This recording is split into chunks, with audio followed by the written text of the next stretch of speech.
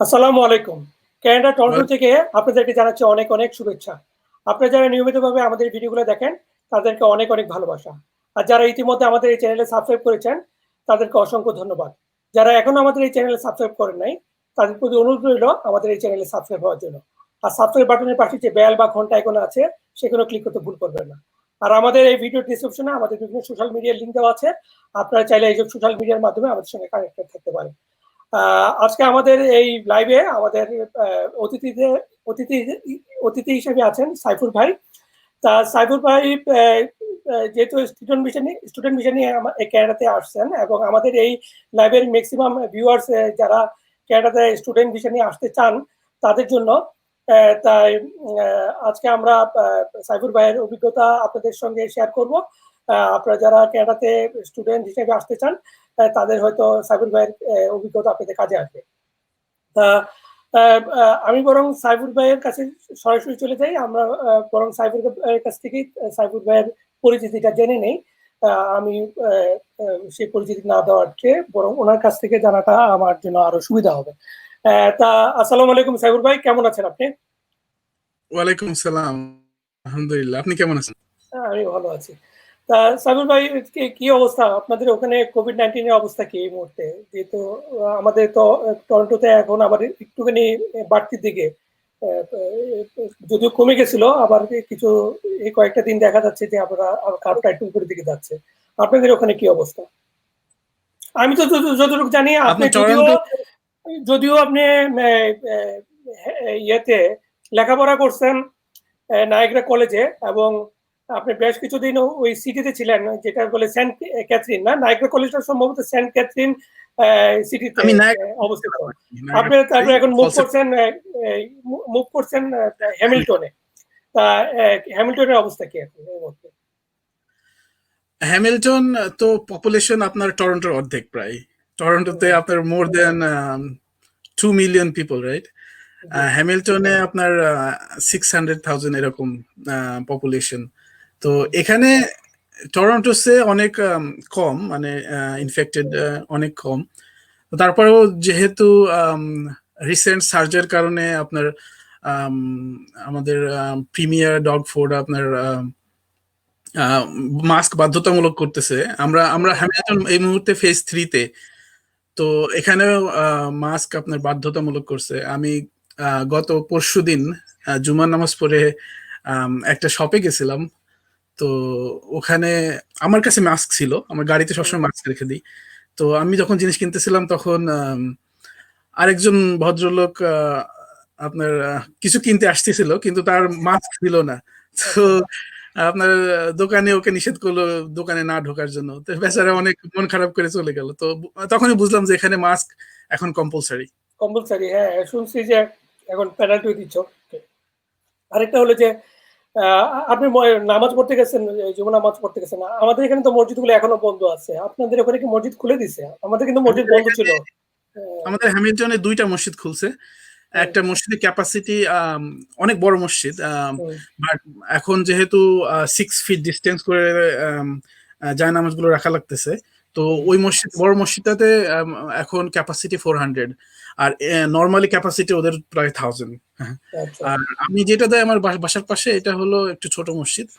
এদের normal capacity I think 300-400, but এখন ওরা only 70 people allowing per I mean দুইটা দুইটা জামাত করছে। তো পার জামাতে 70 people man, and women I think 40-50 জন এরকম, আমি জানি না আসলে। তো এখানে যেহেতু কন্ট্রোলেবল, এরা কন্ট্রোল করে রাখতেছে মসজিদ কমিউনিটি, খুবই ভালো। এরা সবকিছু ভালোভাবে দেখাশোনা করতেছে। মাস্ক আপনার ম্যান্ডেটরি, তারপরে ম্যাট আনাটা ম্যান্ডেটরি, এগুলো মেনটেন করে এখানে করতেছে আর কি, নামাজ পড়তেছে। তাহলে যেটা মানে দাঁড়াচ্ছে, তাহলে ঈদের নামাজও হবে। গত মানে রোজার ঈদের নামাজ কিন্তু হয় নাই বাইরে, মানে খোলা মাঠে বলেন আর মসজিদে, কিন্তু গত ঈদের নামাজটা হয় নাই। এবার সম্ভবত হবে, তাই না? আমাদের এখানে হয়েছে, আমাদের এখানে গত নামাজটাও হয়েছে। তাই কি? আমাদের টরন্টোতে আবার এটা হয় নাই। হ্যাঁ, টরন্টোতে মনে হয় একটু হেক্টিক, কারণ ওখানে অনেক মুসলমান। এখানে হয়েছে এবারও হবে বাট ওইভাবে আপনার প্রিকশন মেনটেন করে সবকিছু মেনটেন করে ওই একই capacity 70 man and some women. আর এখানে জামাত দিছে 3টা, সকাল 7টা 8টা 9টা। তো আমি 9টার সময় যাব প্ল্যান করতেছি, আমি আর আমার ফ্যামিলি মেম্বাররা। আচ্ছা আচ্ছা। তা আর এইভাবে এই যে এখন আসি আপনার সম্পর্কে একটু জানি, যে আপনি কানাডা আসার আগে বাংলাদেশে কোথায় ছিলেন, কি লেখাপড়া করছেন, বা আপনার একটু ব্যাকগ্রাউন্ডটা আমাদের একটু জানান বাংলাদেশে, অবশ্যই বা অবশ্যই। মানে কানাডা আসার আগের ব্যাকগ্রাউন্ডটা হবে। হ্যাঁ শিওর। আমি আমার জন্ম তো একটা জন্মসালটা নাই বলি। আমার জন্ম চুয়াডাঙ্গা জেলার আলমডাঙ্গা থানার মুন্সিগঞ্জ গ্রামে। আমি ওখানে আপনার খুব অল্প বয়সে চুয়াডাঙ্গা শহরে চলে আসি। আচ্ছা ওখানে আমি পড়াশোনা করেছি, তারপরে ওখানে এসএসসি পাস করছি আমি চুয়াডাঙ্গা ভিজে গভর্নমেন্ট হাই স্কুল, ওটা হলো জেলা স্কুল চুয়াডাঙ্গার।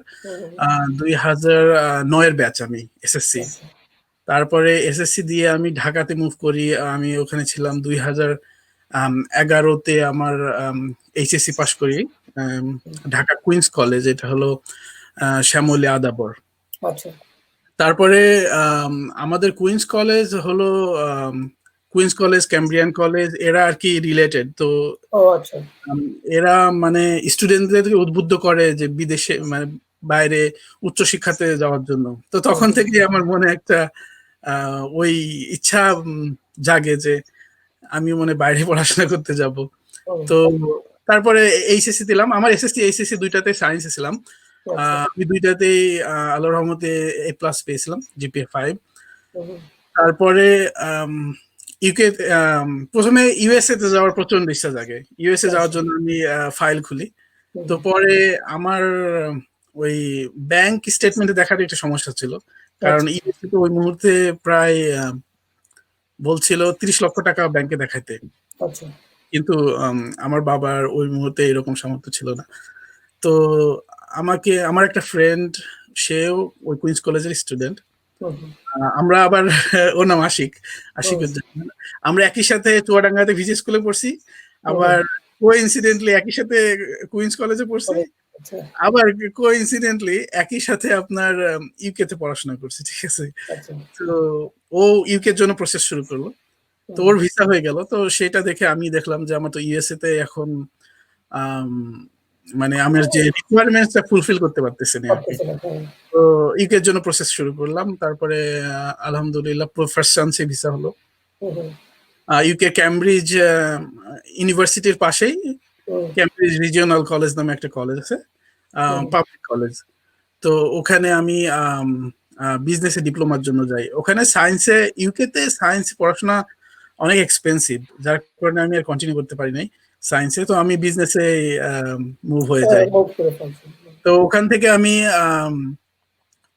2 বছর একটা ডিপ্লোমা করি ক্যামব্রিজ রিজিওনাল কলেজ থেকে। তারপরে ওখান থেকে আমি ইউনিভার্সিটিতে মুভ করি, আপনার বাকিংহামশায়ার নিউ ইউনিভার্সিটি। এটা হলো আক্সব্রিজের একটা ইউনিভার্সিটি, বাট এদের লন্ডনে ক্যাম্পাস ছিল। তো ওখান থেকে আমি বিজনেস ম্যানেজমেন্টের উপরে অনার্স শেষ করি। 2015 সালে আমার শেষ হয় সব মিলিয়ে। এর মধ্যে আমি জব টব করতাম ইউকেতে, নিজের খরচ টরচ চালাইতে হতো, টিউশন ফিও ওই রকম মনে করেন পরিশ্রম করে কোন রকম ম্যানেজ করতে হতো নিজেকেই। তো তারপরে অনার্স শেষ করার পরে ওইখানে আবার আপনার ব্রেক্সিটের একটা ঝামেলা শুরু হইলো, আর ডেভিড ক্যামেরুন পদত্যাগ করার পরে থেরেসা মে আসলো আপনার প্রাইম মিনিস্টার হিসেবে। তো এসে সবকিছু রুলস অনেক স্ট্রিক্ট করে দিল আমাদের জন্য। আগে যে একটা পোস্ট স্টাডি ওয়ার্ক পারমিট ছিল সেটা বন্ধ করে দিল। আবার আপনার যদি 4 বছরের একটা ব্যাচেলর কোর্স হয়, প্রত্যেক বছর গিয়ে দেশ থেকে 1 বছরের কোর্স মানে 1 বছর পরে দেশে গিয়ে আবার অ্যাপ্লাই করে আবার সেকেন্ড ইয়ারে শেষ করে প্রত্যেক বছর রিনিউ করতে হবে। একটা ঝামেলা, রিনিউ করতে তো বুঝেনি কত রকম প্যারা। হ্যাঁ, আর এর প্রতিবার বাংলাদেশে যাওয়া তো একটা বিরাট খরচ হয়ে যাবে। বিরাট খরচ। আবার ইন্টারন্যাশনাল স্টুডেন্টের জন্য এরা মনে করেন, আপনি তো জানেন tuition fee 4 times higher, 3 times 4 times higher. আবার আমাদের অন্যান্য খরচ আছে, দেশে একটা সাপোর্ট দিতে হয় অনেককে। তো এই দেখে আমি আর মানে 2015 সালে আমার যখন ভিসা শেষ হয়ে যাবে তখন আমি আর আম, মানে আমি আর ইন্টারেস্টেড হলাম না এখানে কন্টিনিউ করতে। আমার অনেক ফ্রেন্ড যেমন আশিক, আমি যার হুম, কথা বললাম, ও চলে গেল পর্তুগালে, অনেক অনেক ফ্রেন্ড ইউরোপে চলে গেল, অনেক ফ্রেন্ড দেশে চলে গেল। আমি দেখলাম যে না, আমি ইউরোপে যাব না, আমি হুম, দেশে গিয়ে দেখি। আমি তো পড়াশোনা শেষ করলাম, দেশে গিয়ে হুম, জব পাই নাকি। তো দেশে আসলাম। দেশে তেমন মানে আমার স্যালারি, যে স্যালারি আমাকে অফার করতেছিল, আর অনেকে আমাকে নিতে যাচ্ছিল না, কেন? কারণ বলতেছে তোমার তোমার হাই মেইনটেনেন্স, তোমার খরচ বেশি, তোমার এই জবে হবে না। হুম, মানে এই ফার্স্ট চান্সে অনেকে তো আবার গভর্নমেন্ট জবের জন্য ট্রাই করব ভাবছিলাম। তখন দেখলাম গভর্নমেন্ট জবে ঘুষ দিয়ে কোনো জবে ঢুকবো না। ওই হুম, সময়, এখন একটু অবস্থা ভালো, বাট ওই হুম, সময় ঘুষ ছাড়া সবার মুখে মুখে ঘুষ, বা সবার মুখে একটা ব্রাইবের একটা ইয়ে। তা আমি হুম, বললাম না, আমার জন্য আসলে আবার মনে হয় ব্যাক যাওয়া লাগবে। তো হুম, কানাডা প্রসেস করলাম। আম, কানাডাতে আমি আম, দুইটা কলেজে অ্যাপ্লাই করছিলাম আর একটা ইউনিভার্সিটিটা হলো ব্রিটিশ কলাম্বিয়ার ভ্যানকুভারের একটা university, university of Canada West. হুম, আর কলেজটা ছিল রিভারসন, এটা একটা কলেজ আপনার আলবার্টাতে মনে হয়, আমি ঠিক সাসকাচুয়ান আলবার্টাতে এরকম একটা, অনেকদিন আগে মনে করতেছে না। আচ্ছা, আর করলাম নায়াগ্রা কলেজে। তো তিনটার মধ্যে দুইটা থেকে অফার লেটার পাইলাম।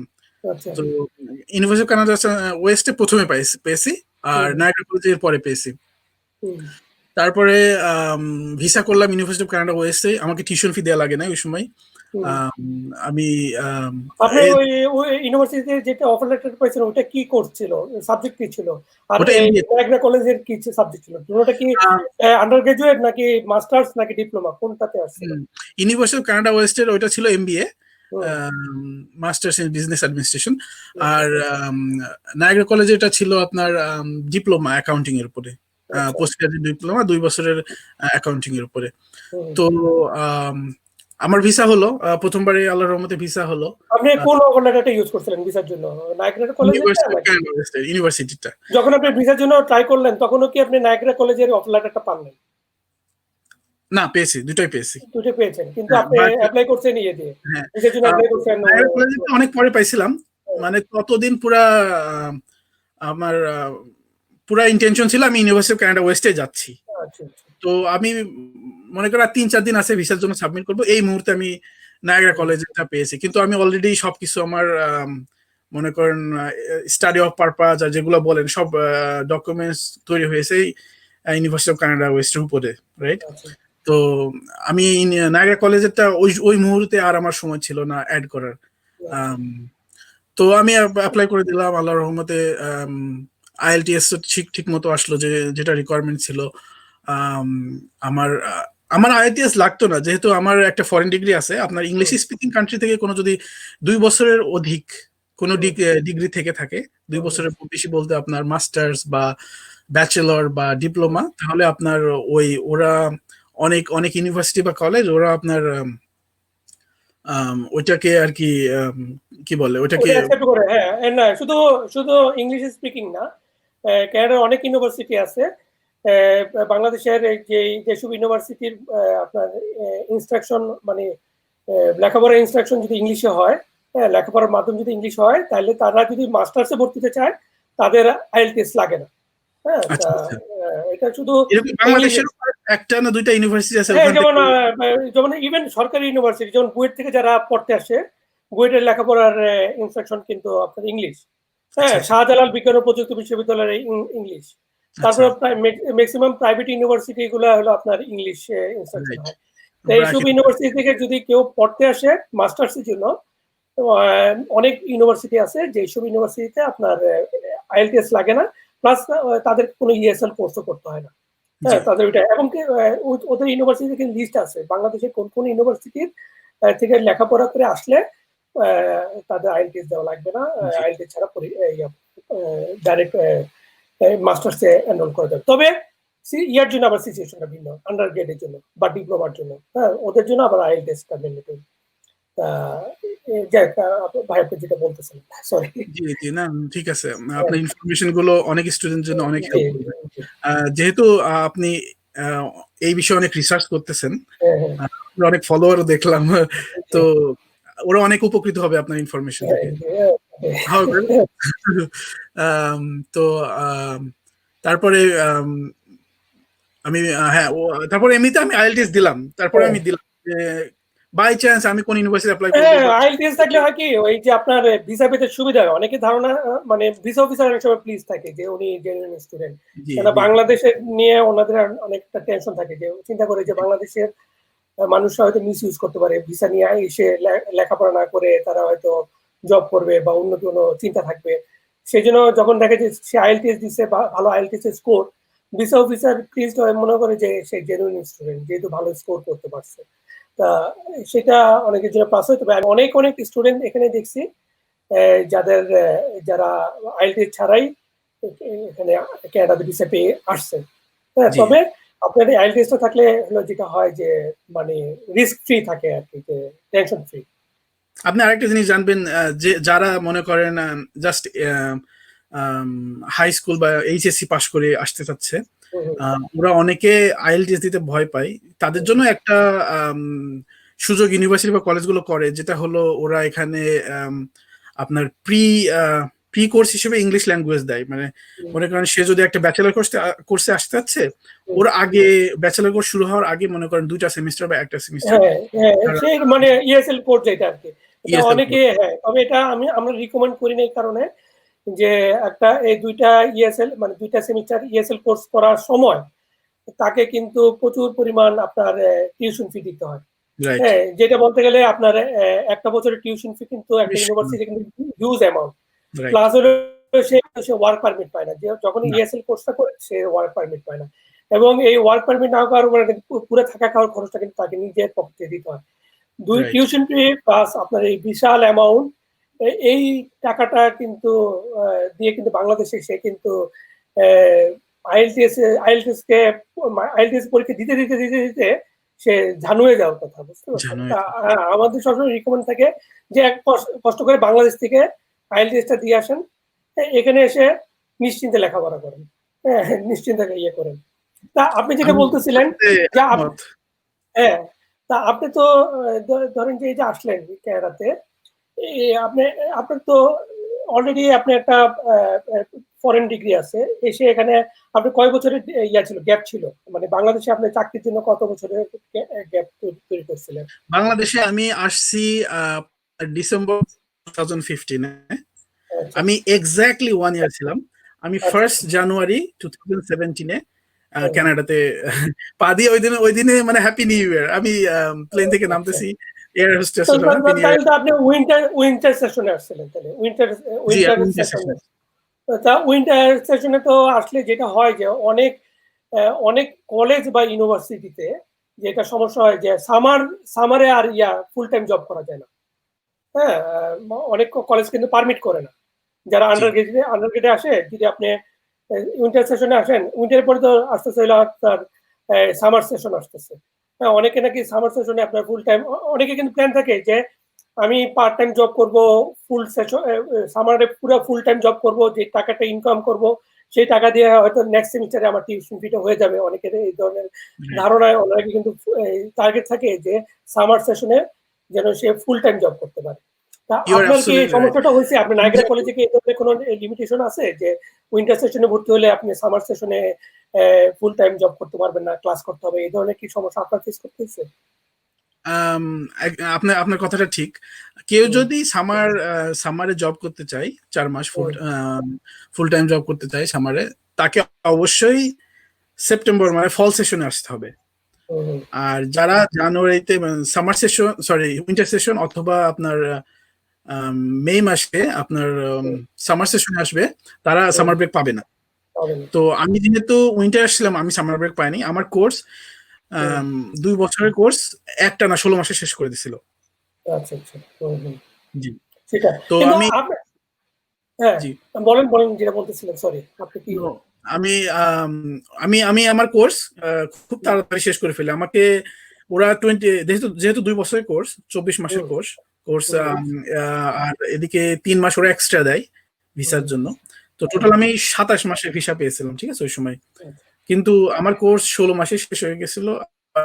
আমি যেদিন কোর্স আমার এক্সাম লাস্ট ফাইনাল এক্সাম শেষ হয়, ওই দিনই আমি আবার আমি জবের জন্য ফুল টাইম জবের জন্য ট্রাই করছিলাম, কারণ আপনার এক্সপিরিয়েন্স এন্ট্রি রিকোয়ারমেন্টস হলো any kind of NOC A or NOC B type of job লাগে, রাইট? সো 0A আল্লাহর B রহমতে আপনি 1 বছরে যদি একটা জব পেয়ে যান তাহলে আপনি 1 বছর পরে পিআর এর জন্য এপ্লাই করতে পারবেন। জি। এক্সপেরিয়েন্স ক্লাসে। তো আমি জবের জন্য এরকম ফ্রেন্ডদেরকে বলতেছিলাম বা আমি নিজে অ্যাপ্লাই করতেছিলাম অনলাইনে। তো আমার খুবই ভাগ্য ভালো, একটা ফ্রেন্ড ছিল, ও হলো একটা হোটেলের আপনার সুপারভাইজার ছিল ওই সময়, ঠিক আছে? তো ও হলো বাই বর্ন ব্রাজিলের, সাউথ আমেরিকান। তো ও আমাকে রেফারেন্স করে দিল একটা জবের জন্য। তো আমি ওই দিনে পরীক্ষা দিন শেষ হলো, ওই দিনে আমার পরীক্ষার পরে ইন্টারভিউটা ছিল। ইন্টারভিউটা ভালো করলাম, আমার ওই দিনে জব হয়ে গেল আপনার ফলস রিসোর্ট এভিনিউ শেরাটন হোটেলের সুপারভাইজার। তো আমি তো মনে করেন খুশিতে আত্মহারা যে আমার এটা মানে সুপারভাইজার তো বি ক্যাটাগরির মনে হয় একটা job, B category job, NOC B. তো আমি আমি আমি আমি এই জন্যই হ্যাপি ছিলাম যে আমি আমার পয়েন্টস এর দিকে আগাচ্ছি, আমার পয়েন্ট আমাকে ফুলফিল করতে হবে সেদিকে আগাচ্ছি। তো 1 বছর হয়ে গেলেই আমি এক্সপ্রেসেন্টের জন্য অ্যাপ্লাই করতে পারবো। তো যাই হোক, আমার রেজাল্ট অনেক ভালো ছিল। আমি আসলে হ্যাপি যে আমি ইউকে তে গেছিলাম। ইউকে তে গিয়ে আমি আমার টিউশন ফিটা নিয়ে আসতে পারছিলাম। আমি ওইভাবে প্ল্যান করছিলাম, আমি যখন ইউকে তে ছিলাম ওইভাবে আমার প্ল্যান ছিল, আমি যদি বাংলাদেশে গিয়ে ভালো কিছু না করতে পারি, আমি একটা টাকা নিয়ে যাবো যেটা গিয়ে আমি অন্য দেশে গিয়ে পড়াশোনা শেষ করে ফেলতে পারবো। ইউকেতে যেরকম একটা আন্ডার প্রেশারে ছিলাম, আমাকে জব করতে হবে, আমাকে পড়াশোনা শেষ করতে হবে, ওইটা আমি আর করবো না। নেক্সট টাইম যে দেশে যাবো, নেক্সট টাইম যখন যাবো আমি শুধু পড়াশোনা করব। তো আমি খুবই ভালো রেজাল্ট করি, আমার অ্যাভারেজ আসছিল 90%। আমি প্রেসিডেন্সিয়াল অ্যাওয়ার্ড পেয়েছিলাম, স্কলারশিপ পেয়েছিলাম। খুবই খুবই খুবই ভালো সময় গেছিল আমার নায়াগ্রা কলেজের সময়টা। One of the best time of my life, I can say. এখানে আরেকটা জিনিস বলি, আপনি তো ভিসার জন্য অ্যাপ্লাই করছিলেন ইউনিভার্সিটিতে, একটা ইউনিভার্সিটিতে, কিন্তু আপনি ভর্তি হইলেন এসে ক্লাস শুরু করলেন নায়াগ্রা কলেজে। হ্যাঁ, এই জিনিসটা কিভাবে করছেন? আপনি কি প্রথম ইউনিভার্সিটিতে যে ভর্তি হয়েছিলেন, নাকি মানে ঘটনাটা কিভাবে ঘটাইলেন? আপনি তো 2টা অফার লেটার ছিল, কিন্তু আপনি ভিসার জন্য অ্যাপ্লাই করছেন হলো ইউনিভার্সিটি অফার লেটার দিয়া, কিন্তু কানাডাতে নামছেন হলো আপনি ডাইরেক্ট মনে নামছেন অন্টারিওতে, না? এসে আপনি নায়াগ্রা কলেজে ক্লাস শুরু করলেন, ওই কলেজে গেলেনই না। তা আপনাকে কি ওই কলেজে কোনো পেনাল্টি বা কোনো কিছু দিতে হয়েছে, বা কি করতে হয়েছে আপনাকে একটু আমাকে শেয়ার করুন। ওই সময়ে 2017 সালে আপনার রুলস অনেক ইজি ছিল। আমার মনে হয় এটা 2018 বা 19 সালের পরে চেঞ্জ হয়েছে। আমার মনে হয় যে আপনি কোর্স চেঞ্জ করতে পারবেন কিন্তু কলেজ চেঞ্জ করতে পারবেন না। এখন মনে হয় এই সিস্টেমটা চালু হয়েছে। না, এখনো করা যায়, এখনো করা যায়, তবে একটা ফি দিতে হয় আর কি, $300 মতো একটা পেনাল্টি দিতে হয়। এখনো করা যায়, কিন্তু আপনার ক্ষেত্রে তো তাহলে মনে কোনো পেনাল্টি দিতে হয় না। আপনি কি ওই সময় আপনার জি জি আমি আমি আমার ইউকে সাথে কানাডার কম্পেয়ার করি। ইউকে তে আপনি যদি স্টুডেন্ট ভিসা নিয়ে যান, তো আপনি কলেজও চেঞ্জ করতে পারবেন না, কলেজ বা ইউনিভার্সিটি যেটা বলেন চেঞ্জ করতে পারবেন না। আবার আপনি আপনার কোর্সও চেঞ্জ করতে পারবেন না, ইউ আর স্টাক। যেভাবে আপনি এসেছিলেন ওইভাবে আপনাকে থাকতে হবে। বাট কানাডাতে এটা বিষয়টা অনেক ইজি, মানে আমি এই জন্যই খুবই গ্রেটফুল কানাডার মতো কান্ট্রিতে। আপনি এখানে আসলে আপনাকে কোনো বাধ্যবাধকতা নাই, মানে এইটাতে আপনি স্টাক না। তারা গভর্নমেন্ট আপনাকে সব দিক দিয়ে হেল্প করবে, আপনি কিভাবে আপনার গ্রোথ করতে পারেন, কিভাবে আপনার ইমপ্রুভমেন্ট করতে পারেন। এখানে এসে যদি আপনি মনে করেন যে ক্লাস আপনার অলরেডি শুরু হয়ে গেছে, আপনি যদি মনে করেন না এই কোর্স আমার ভালো লাগতেছে না, you have the option to change the course wherever you want to গো।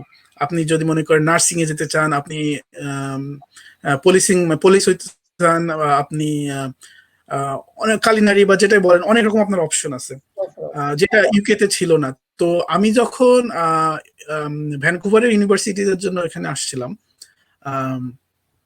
তো আমার টিকিট ছিল টরন্টোতে, ঠিক আছে? আমি ভ্যানকুভার টিকিট কাটি নাই, আমার টরন্টোতে টিকিট ছিল। তো আমি টরন্টোতে নেমে আমি টিউশন ফি দিছিলাম না, আমাকে দেওয়া লাগছিল না ইউনিভার্সিটি অফ কানাডা ওয়েস্টে। ওরা বলছিল মাস্টার্স কোর্সের জন্য দেওয়া লাগে না, আন্ডারগ্রেড হইলে দেওয়া লাগে আর কি, মাস্টার্স কোর্সে নরমালি দেওয়া লাগে না। হ্যাঁ, এটা এখানে এসে দেওয়া যায়। জি, মাস্টার কোর্স। আচ্ছা, আমি এটা শিওর ছিলাম না যে এটা শুধু মাস্টার্স এর জন্য। মাস্টার্স এর জন্য আপনাকে দেওয়া লাগে না, তবে আন্ডারগ্রেড হলে হয় যেটা বাংলাদেশ থেকে আপনাকে টিউশন ফিটার একটা সেমিস্টার বা 2 সেমিস্টার দেওয়া লাগে, যেটা মাস্টার্স এর জন্য লাগে না। এটা খুব ইম্পর্টেন্ট। ডিপ্লোমার জন্য দেওয়া লাগে। হ্যাঁ, তা জি আপনি তো ডিপ্লোমার অফার লেটার ছিল, কিন্তু ডিপ্লোমাতে তো যেহেতু এনরোল করেন নাই, আপনি এনরোল করছেন হইলো ভ্যানকুভারের ইউনিভার্সিটির জন্য। কিন্তু ইউনিভার্সিটি আপনি রাইট ল্যান্ড করলেন হলো টরন্টোতে। টরন্টোতে টরন্টোতে ল্যান্ড করে আপনি চলে গেলেন হলো নায়াগ্রা ফলসে। নায়াগ্রাতে হ্যাঁ, একবার ডাইরেক্ট প্লেন থেকে নেমেই নায়াগ্রাতে চলে গেছেন। জি হ্যাঁ, তা ওই ইয়াকে আপনার ভ্যানকুভার ইউনিভার্সিটিকে আপনি জানাইছেন যে আপনি ওখানে ক্লাস করতেছেন না, এখানে এসে ভর্তি হয়ে গেলেন নায়াগ্রাতে, তাই না? আই থিঙ্ক বিকজ কোনো পেনাল্টি যেহেতু ছিল না, ওরা অটোমেটিক্যালি যখন দেখছে যে আমি এনরোল করি নাই, ওরা অটোমেটিক্যালি আমাকে রিমুভ করে দিছে আমাকে। আচ্ছা, আপনাকে জানাইতে হয়নি। না, জানাইতে হয়নি। আচ্ছা, তা আপনার এই নায়াগ্রা ফলস তো এই একটা জিনিস নায়াগ্রা করতে হয়েছে, আমি বলি একটা জিনিস করতে হয়েছে, যেটা আপনি যখন ভিসার জন্য অ্যাপ্লাই করেন, যেহেতু আমার অনলাইন অ্যাপ্লিকেশন ছিল, তো ওদের একটা অ্যাকাউন্ট থাকে যেখানে DLI number, designated DLI, learning DLI institute. তো ওইটা ডিএলআই নাম্বারটা ছিল ভ্যানকুভার ইউনিভার্সিটি ডিএলআই নাম্বার। কিন্তু আমি যখন যেহেতু এনরোল করছি নায়াগ্রা কলেজে, নায়াগ্রা কলেজে এনরোল হওয়ার কি কারণ আমি এটাও আপনাকে বলবো। তো আমাকে ওই ডিএলআই নাম্বারটা আপডেট করা লাগছিল, আপডেট শুধু করতে হবে। এইটাই। জাস্ট অনলাইনে আপনি লগ ইন করবেন, করে ডিএলআই নম্বরটি চেঞ্জ করে দেবেন, দ্যাটস ইট। তো আচ্ছা, আমি যে কারণে নায়াগ্রা কলেজ চুজ করছি, আমি বলবো যে বাংলাদেশ থেকে 3 ধরনের স্টুডেন্ট বাংলাদেশ বিদেশে আসে। একটা হলো এইচএসসি পাস করা, একটা আপনার ব্যাচেলর পাস করা, আর একটা আপনার মাস্টার্স পাস করা। তো যারা এইচএসসি তে আসতেছে, তারা বেশিরভাগই চাই এই দেশে এসে আপনার ব্যাচেলর করতে, রাইট? এটা স্বাভাবিক, আমাদের যেহেতু পড়াশোনা বাংলাদেশ এরকমই হয় যে আমাদের এইচএসসি। মেন্টালিটি এরকমই। এখানকার মেন্টালিটি বাংলাদেশের মেন্টালিটির মধ্যে পার্থক্য অনেক আছে। বাংলাদেশে চায় হলো সে মাস্টার্স করবে, মানে 4 বছরে অনার্স করবে বা 3 বছরে অনার্স করবে, তারপরে 2 বছর মাস্টার্স বা 1 বছর মাস্টার্স করবে, পারলে পিএইচডিও করে ফেলবে। কিন্তু এখানকার মানুষ আবার কারণ চিন্তা এগুলোর হচ্ছে ভ্যালু বেশি, এগুলোতে জব হ্যাঁ, অপরচুনিটি বেশি, এটা একটা কারণ হ্যাঁ, আছে কেন স্টুডেন্ট চুজ করে এগুলো। হ্যাঁ, কিন্তু আমি বলবো 4 বছরের একটা কোর্স, একটা হিউজ কমিটমেন্ট, হ্যাঁ, টাইম প্লাস মানি, একটা হিউজ কমিটমেন্ট। অনেকে ঝরে পড়ে। আমি যখন ইউকে তে ছিলাম, আমার দেখা আমার 90% ফ্রেন্ড ঝরে পড়ছে, তারা কন্টিনিউ করতে পারেনি। এটা অনেক অনেক হার্ড। আপনি 4 বছর একটা দেশে স্ট্রাগল করে পাস করা বা ওই পর্যন্ত যাওয়া, 4 বছর কমপ্লিট করা অনেক অনেক অনেক টাফ। তো আমি এই জন্য সবসময় স্টুডেন্টদের রিকমেন্ড করি তারা যেন একটা শর্ট কোর্স নিয়ে আসে। শর্ট কোর্স নিয়ে এসে যেটা তাদের ডেস্টিনেশন ফুলফিল হয়। বাট শর্ট কোর্স বলতে 6 মাসের কোর্স করলে কিছু হবে না, ঠিক আছে? বা 9 মাসের 2 বছরের কোর্সে 2 বছরের কোর্সে আসা উচিত। জি, কারণ যেহেতু 1 বছরের কোর্সে আপনি পাবেন হলো 2 1 বছর বছরের ওয়ার্ক ওয়ার্ক পারমিট। পারমিট। 1 বছরের জন্য 1 বছরের ওয়ার্ক পারমিট। আচ্ছা আচ্ছা, 1 বছরের হ্যাঁ, জন্য 1 এটাই বছর, হলো রাইট? সমস্যা। এজন্য আমি রিকমেন্ড করি না 1 বছর, কারণ হচ্ছে যে 1 বছরের পরে পাবেন 1 বছরের ওয়ার্ক পারমিট। কিন্তু আপনাকে পিআর পাওয়ার জন্য আপনাকে 1 বছরের লাগবে, ফুল টাইম জব লাগবে। কিন্তু আপনি ফুল টাইম জব পেতে হলে তো আপনাকে জব খুঁজতে হবে। জব খুঁজতে তো 2-3 মাস চলে যাবে। তো আপনি তো 1 বছর রাইট, পাচ্ছেন না আপনি, তাই না? তো না এইজন্য সবচেয়ে রিস্কি হলো 2 বছর। কেন 2 বছর করলে আপনি 3 বছরের ওয়ার্ক পারমিট পাচ্ছেন। 2 বছর করে 3 বছর, রাইট। যেহেতু আমারটা 2 বছর ছিল, আবার যারা আমি দেখছি আমার ফ্রেন্ড অনেকে যারা 1 বছরের কোর্স নিয়ে আসছে, তারাও মিস্টেক করে না, তারা কি করছে আর একটা 1 বছরের কোর্স করছে আর নিয়েছে। 1 বছর এটাই অনেকে করে আরকি। হ্যাঁ, এটাই। অনেকে করে, হ্যাঁ। কারণ 1 বছরের কোর্স করে যদি ওয়ার্ক পারমিটের জন্য অ্যাপ্লাই করা হয়, সে আবার 1 বছরের কোর্স করে আবার ওয়ার্ক পারমিটের জন্য অ্যাপ্লাই করতে পারবে না। জাস্ট একবারই চান্স। তো একবার যেহেতু, তো অনেক স্টুডেন্ট কি করে, বছরের একটা কোর্স করে আবার আরেকটা 1 বছর করে 2 বছরটা কমপ্লিট করে করে এইবার ওয়ার্ক পারমিট অ্যাপ্লাই করে, আর সেখানে তারা 3 বছরের ওয়ার্ক পারমিট পায়। এই 3 বছর ওয়ার্ক পারমিট একটা গুড টাইম টেবল, যেটা আপনার যে রিকোয়ারমেন্টস গুলো ফুলফিল করতে এনাফ টাইম 3 বছর আমি এনাফ মনে টাইম করি। প্লাস আপনি যে খরচ, এ আপনার যে ব্যয় হইছে লেখাপড়ার পিছনে, সেটাও কিন্তু আপনি একটা ওয়ার্ক জব করলেও কিন্তু আপনার সেই খরচটা উঠে আসে। তাই রাইট না? রাইট। আবার আপনি সামার ব্রেক পাচ্ছেন এদিকে। আম, সেটাই। আমি আবার আরেকটা কথা বলবো, এখন যেহেতু এখানে সিআরবি দিচ্ছে, সরি এরপর সিআরবি তো গভর্নমেন্ট থেকে বেনিফিট দিচ্ছে একটা সিআরবি এই প্যান্ডেমিক। কানাডা, সিই, কানাডা ইমার্জেন্সি স্টুডেন্ট বেনিফিট, সিইএসবি। তো এটা এটা আমি অন্য কথাগুলো পরে যাওয়ার আগে সিএসবিটা শেষ করি। তো এটা সুবিধা হলো একটা স্টুডেন্ট যদি 1,000-এর নিচে ইনকাম করে পার মান্থ, অবশ্য সব স্টুডেন্টই বেশিরভাগই 1,000-এর নিচে ইনকাম করে, তারা ওই 1,000 মনে করে কেউ 900 পাইলো এক মাসে জব করে, আর এদিকে প্লাস অ্যানাদার কত 1200, 2000 1200 মনে হয়। 2000 পাওয়া যায় আমি শুনছি আরকি। 2000 I think for CRB, for স্টুডেন্টদের জন্য 1200 সামথিং। হ্যাঁ, 1200 আছে। হ্যাঁ, আমি তাহলে আমার একটা বুঝলাম যে ফ্রেন্ডের সাথে কথা হলো, ও টোটাল মিলিয়ে বলছে 2200-2300 হয়, মানে জব প্লাস দ্য গভর্নমেন্ট হেল্পটা দিয়ে ওদের $2200-2300 পার মান্থ হয়। তো বলছে 2200-2300 পার মান্থ আমি কখনো ইনকাম করি নাই আমার স্টুডেন্ট থাকা অবস্থায়, মানে সেই আমার সেই ফ্রেন্ডটা বললো। তো এটা একটা বড় একটা বেনিফিট স্টুডেন্টের জন্য এই মুহূর্তে। আমি জানি যে যে COVID-19 bringing us so many bad news, sad news, people are dying, but it's benefiting, the government health is benefiting these students, যেটা খুবই ভালো আমাদের বাংলাদেশিদের জন্য, আমি মনে করি। এনিওয়ে, তো আমরা আগের কথা ফিরে যাই। তো এইচএসসি স্টুডেন্টদের জন্য এরকম ইন্টেনশন থাকে যে আমি ব্যাচেলার করবো, তো আমি বলবো যে ব্যাচেলার না করে 2 বছরের ডিপ্লোমা করো বা 3 বছরের অ্যাডভান্স ডিপ্লোমা করো, করার পরে তুমি পিআর পাও, দেন তুমি ব্যাচেলার করো। তখন ব্যাচেলার করতে আবার 2 বছর বা 1 বছর লাগবে, আই থিঙ্ক 2 বছর লাগে। 3 বছরের যদি অ্যাডভান্স ডিপ্লোমা থাকে তাহলে পরে আবার 2 বছর ইউনিভার্সিটি করলে, টপ আপ করলে আপনার ব্যাচেলার সেটা আমাকে করে পাওয়া যায়। এটাই অনেকে জানে না, অনেকে চিন্তা করে কেন আমি ডিপ্লোমা করবো, বাংলাদেশের মানুষ আমাকে কি বলবে যে আমি ডিপ্লোমা করছি। হ্যাঁ, তারা জানে না যে কানাডাতে আপনি ডিপ্লোমা করার পরে আপনি চাইলে গ্রাজুয়েশন করতে পারেন। এখানে ইউনিভার্সিটিতে এই অপশনটা থাকে। আপনার এই পুরা যে ডিপ্লোমার যে ক্রেডিটটা এটাকে পুরো ট্রান্সফার করে ফেলা যায়। তখন দেখা গেছে যে আপনি যদি 2 বছরের একটা ডিপ্লোমা করেন তাহলে আর 2 বছরের ইউনিভার্সিটি কোর্স করলে আপনার গ্রাজুয়েশন হয়ে যাচ্ছে। আবার যারা 3 বছরের অ্যাডভান্স ডিপ্লোমায় আসে তারা 1 বছরের একটা কোর্স করলেই তার গ্রাজুয়েশন হয়ে যাচ্ছে, যেটা পরে সে করতে পারবে যখন সে পিআর পেয়ে যাবে। সে অনেক অল্প খরচে কিন্তু এখানকার কানাডার যারা যারা পিআর হোল্ডার বা সিটিজেন তারা যে খরচে লেখাপড়া করে সেও কিন্তু এটা পরবর্তীতে সেই খরচে সেই লেখাপড়াটা কমপ্লিট করে ফেলতে পারবে, যেটা আর কিন্তু আমি এখানে একটা কোয়েশ্চেন তোমাকে আপনাকে করে ফেলাই যে অনেকের ধারণা যে এই কলেজে ডিপ্লোমা কোর্সে আসলে ইয়া পাবে না, কি জানি ভিসা পাবে না। এটা কি আদৌ সত্য, বা আপনি কেমন দেখছেন যে আপনার যে নায়াগ্রা কলেজে ডিপ্লোমা কোর্সে ইন্টারন্যাশনাল কেমন স্টুডেন্ট আসছে, তারা কি আদৌ ভিসা পাইছে কিনা, বা তারা কি এভাবে ইউনিভার্সিটিতে ভর্তি হয়ে ট্রান্সফার হয়েছে নাকি কিভাবে তারা আসলে, মানে আপনার চোখে ইন্টারন্যাশনাল স্টুডেন্টদের অবস্থা কি এই নায়াগ্রা কলেজে? আমি দেখছি অনেকের হয়েছে, ভিসা যে হয়েছে না তা না, ভিসা হয়। ভিসা আমি বলবো এখানে কানাডাতে আপনি যদি কোয়ালিটি অফ স্টাডি বলেন বা কোয়ালিটি অফ এডুকেশন বলেন, যেটাকে কানাডা ইউনিভার্সিটি এবং কলেজ, এটাতে কিন্তু কোনোটা কার থেকে কম না। কলেজ খুবই স্পেসিফিক। কলেজ আপনাকে যে কোর্সগুলো, আপনি একটা কোর্স নিলেন, মনে করেন আমি যেটা নিছি ডিপ্লোমা ইন অ্যাকাউন্টিং, তো আপনাকে স্পেসিফিক কোর্স দিবে, মানে যেগুলোকে কোর কোর্স বলে, কমন কোর্স গুলো কম দিবে, ঠিক আছে। আবার আপনি যদি ইউনিভার্সিটি যান ওই কোর্স গুলো আপনি পাবেন, প্লাস আপনি অ্যাডেড কমন কোর্স পাবেন।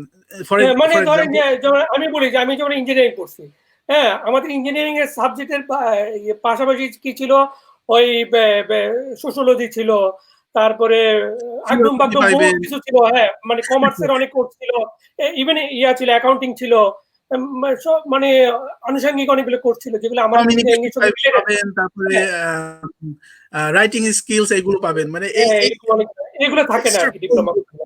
কিন্তু আপনি যদি কলেজে যান তখন আপনার কোর্সগুলো হবে খুবই স্পেসিফিক। আমি যেমন অ্যাকাউন্টিং নিয়েছিলাম, আমার কোর্সগুলো সবই প্রায় অ্যাকাউন্টিং এর কোর্সই ছিল, বিজনেস রিলেটেড কোর্স ছিল, হাবিজাবি কোর্স কম ছিল। আবার আমি এখন যেহেতু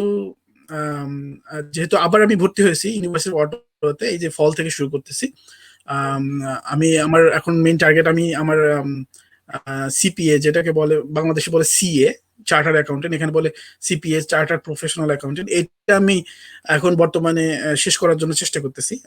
যদি একটু লং টাইম টেবল, টোটাল আপনার 5 ইয়ার্স মতো লাগে।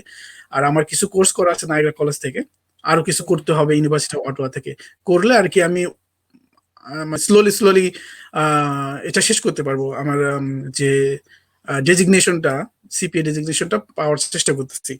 বাই দ্য ওয়ে, তো আমি এই জন্যই নায়াগ্রা কলেজ চুজ করছিলাম যে আমার কোর্সগুলো অনেক ন্যারো ডাউন, অনেক স্পেসিফিক কোর্স। আর আমি যেহেতু সায়েন্সের আপনাকে আগে সায়েন্সের স্টুডেন্ট ছিলাম এসএসসি এবং এইচএসসি তে, তো আমার math is one of my favourite subject.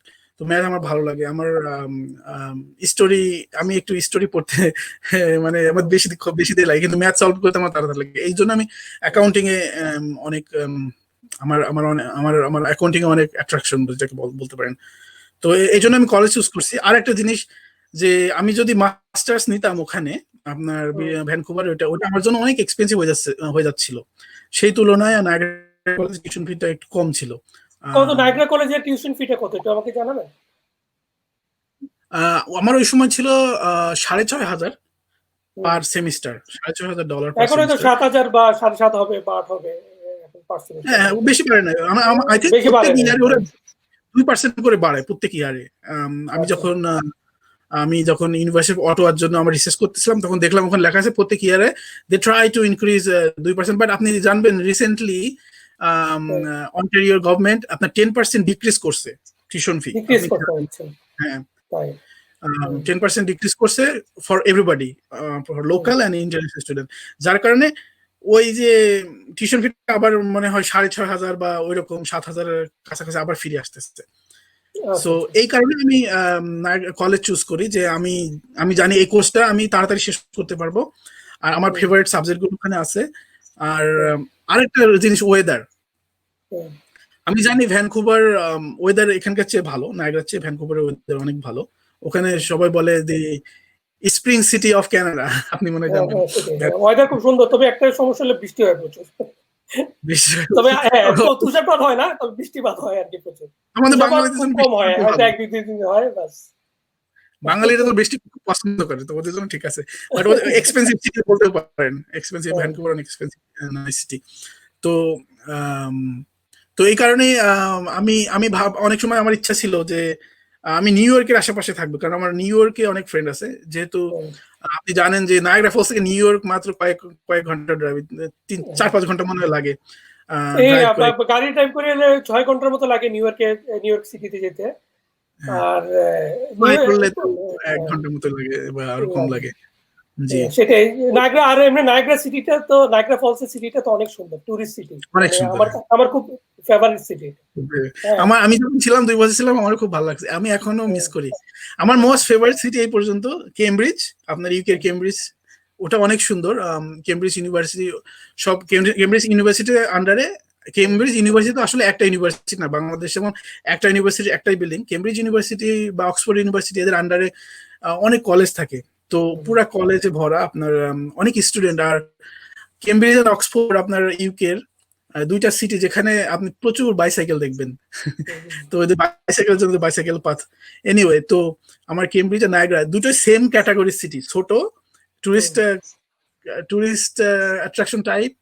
তো এই দুটো আমার এখন পর্যন্ত এই দুটো ফেভারিট সিটি। এনিওয়ে, আচ্ছা, তাহলে আমি ওই সিটি সম্পর্কে একটুখানি জানি, যেহেতু যারা কানাডা বাংলাদেশ থেকে এই সিটিতে আসতে চিন্তা করবে, কেননা বাংলাদেশিদের তো একটা প্রবলেম, একটা মানে মেইন চিন্তা হলো যে আমি ওখানে লেখাপড়া করতে যাব, পার্ট টাইম জবের কেমন ফেসিলিটি আছে, হ্যাঁ আদৌ আমি আমার ইনকাম দিয়ে, পার্ট টাইম ইনকাম দিয়ে আমি আমার লেখাপড়া বা টিউশন ফিটা মেনটেন করতে পারবো কিনা। এটা আসলে বেশিরভাগ মানুষেরই, স্টুডেন্টের মাথার মধ্যে বেশি ঘুরপাক খায়। তাই এই নায়াগ্রা কলেজের যে সিটিটা, এই সিটির মধ্যে লেখাপড়ার মানে সরি পার্ট টাইম জবের ফেসিলিটি কিরকম?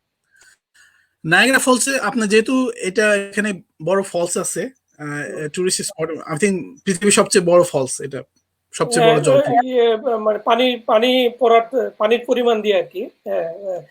হ্যাঁ, এটা ঠিক যে নায়াগ্রা, এটা যেহেতু একটা বিরাট টুরিস্ট অ্যাট্রাকশন, এখানে প্রচুর হোটেল, হ্যাঁ, প্লাস প্রচুর আপনার টুরিস্ট অ্যাট্রাকশন পুরো সিটিটা জুড়ে। তাই সেদিক থেকে বলতে গেলে এখানে প্রচুর হোটেল যেহেতু আছে, এখানে প্রচুর স্টুডেন্টদের কাজ করার স্কোপ আছে, যারা রুম সার্ভিসের কাজ করে বা ফ্রন্ট ডেস্কের কাজ করে, এরকম আছে। তা আমি আপনার মুখ থেকে শুনতে চাই আর কি, যে আপনি কি পরিমাণ ইনকাম করতেন বা কি ধরনের পার্ট টাইম জব করতেন আপনার স্টুডেন্ট লাইফে? আমি আমার এক্সপেরিয়েন্স থেকে বলি, আমি যখন 2017 সাল জানুয়ারিতে আসি নায়াগ্রা ফলস সিটিতে, ওই সময় প্রচুর ঠান্ডা, ঠিক আছে, মানে আনবিলিভেবল ঠান্ডা। আর আমি জাস্ট প্লেন থেকে নামছি, আমি মনে করেন একেবারে সেই কাঁপাকাঁপি শুরু হয়ে গেছে। অবশ্য আমি রেডি ছিলাম, জ্যাকেট আনছিলাম, জ্যাকেটের পরে মনে করেন ফলসে চলে যাই।